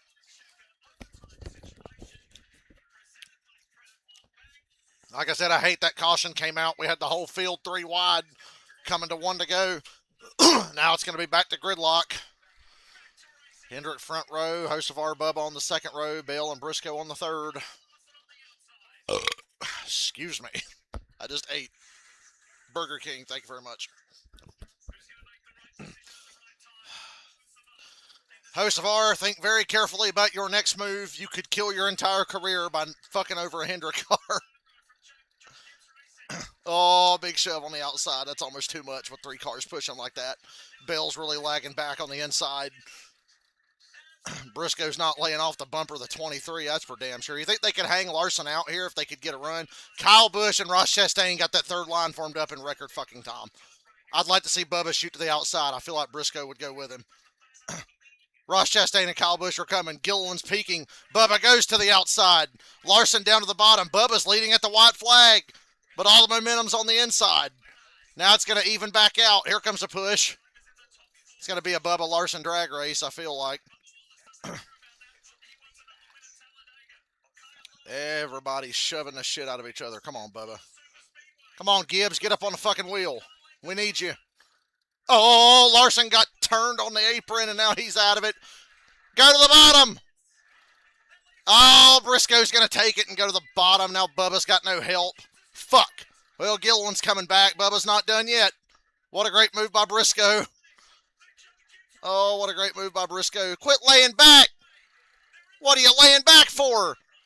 Push. I think Briscoe's going to win it. They're wrecking.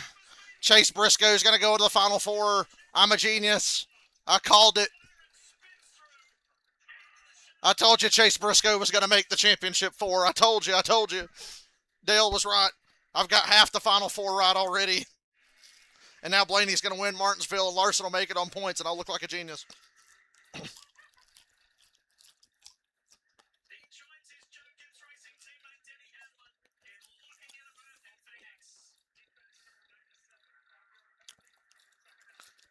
Enjoy Logano didn't even get a top 10.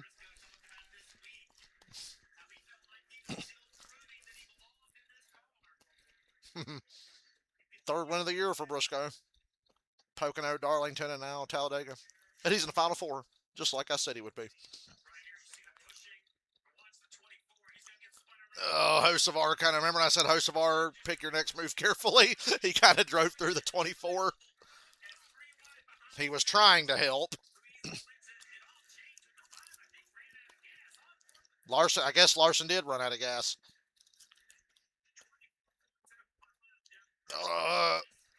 Did he hit anything? I'm a glass half full guy. Byron spun and didn't hit anything. Got wrecked in the tri-oval. Didn't hit anything. Briscoe makes a great move here when Larson ducks out of line. I guess the car sputtered.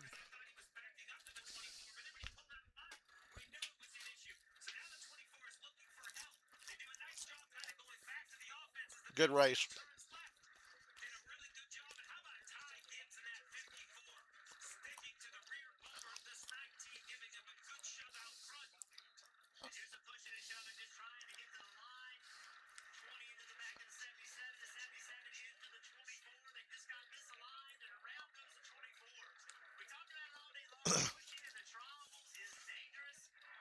But you had to do it to have a chance. We just missed one hell of a burnout. Look at the fucking 19's rear tires.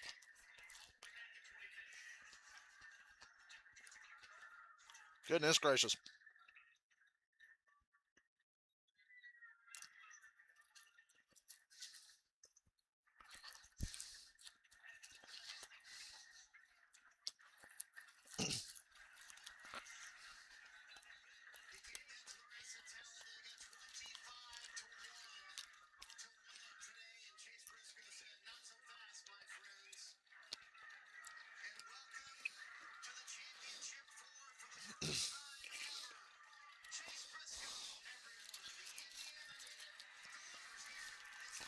Be curious to see where Larson ends up on points after that last lap.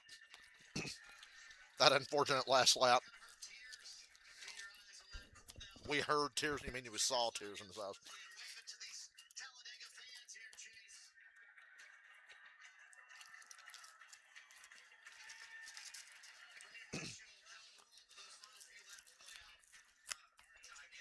Eat my Burger King fries. Touchdown, Washington.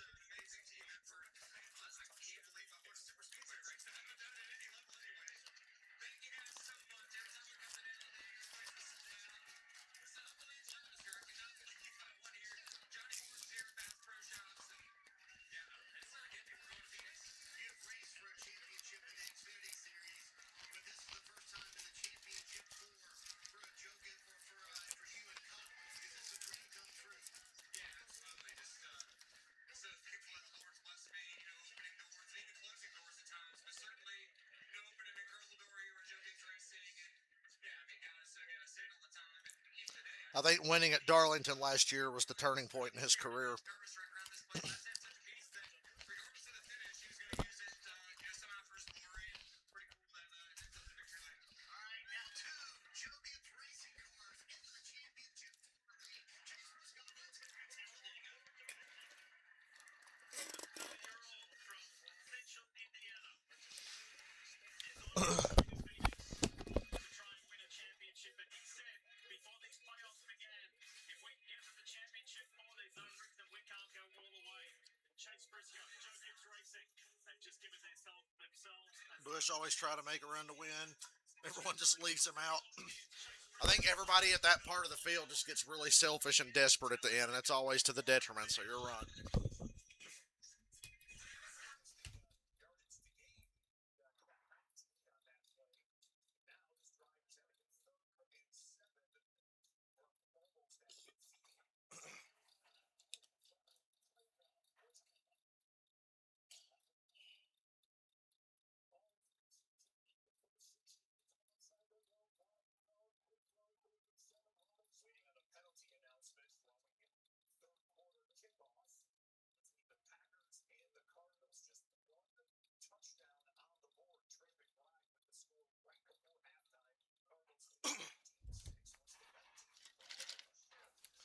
Guess I'll hang around for some interviews. I'm curious to see what people have to say after this, and I want to see what the points look like after the final results.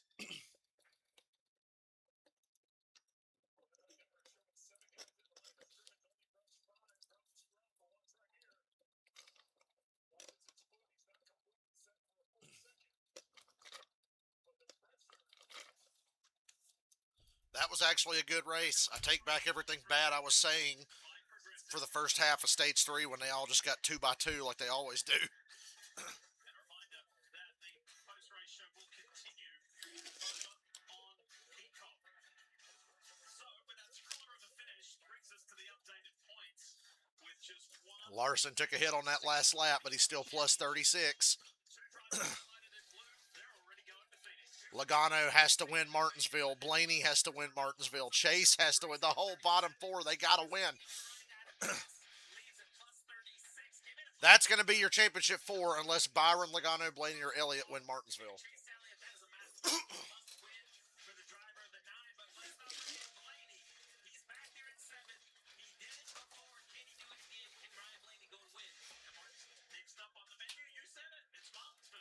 Martinsville.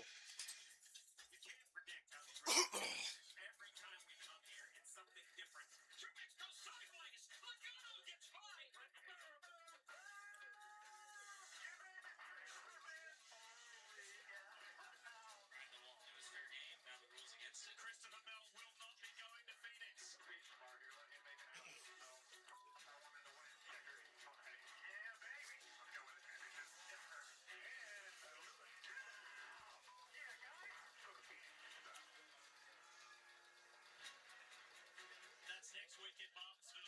Can't wait. We're not done with here yet, though, from Talladega. Progressive post-race show coming up on Peacock. A whole lot to just work through because what a day. Oh, that last 5.5 miles, there was a lot to break down right there from the Hendrick cars choosing the front row to the 5-car running out of gas. And this guy, Chase Briscoe, winning his first ever Speedway race and thanking his teammate Ty Gibbs for the push.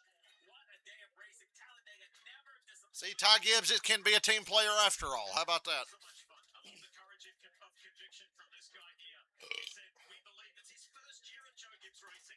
First year with crew chief James Small. He said, if we can make it, there's no reason to go all the way. Well, Chase Briscoe, you've booked yourself a spot in the championship 4, and maybe, just maybe, you can go all the way. Remember, progressive Post race is on Peacock, so I guess I'm out of here. I'm going to go watch football now. local news, except on the West Coast, and later at 7 p.m. Eastern. Solid race.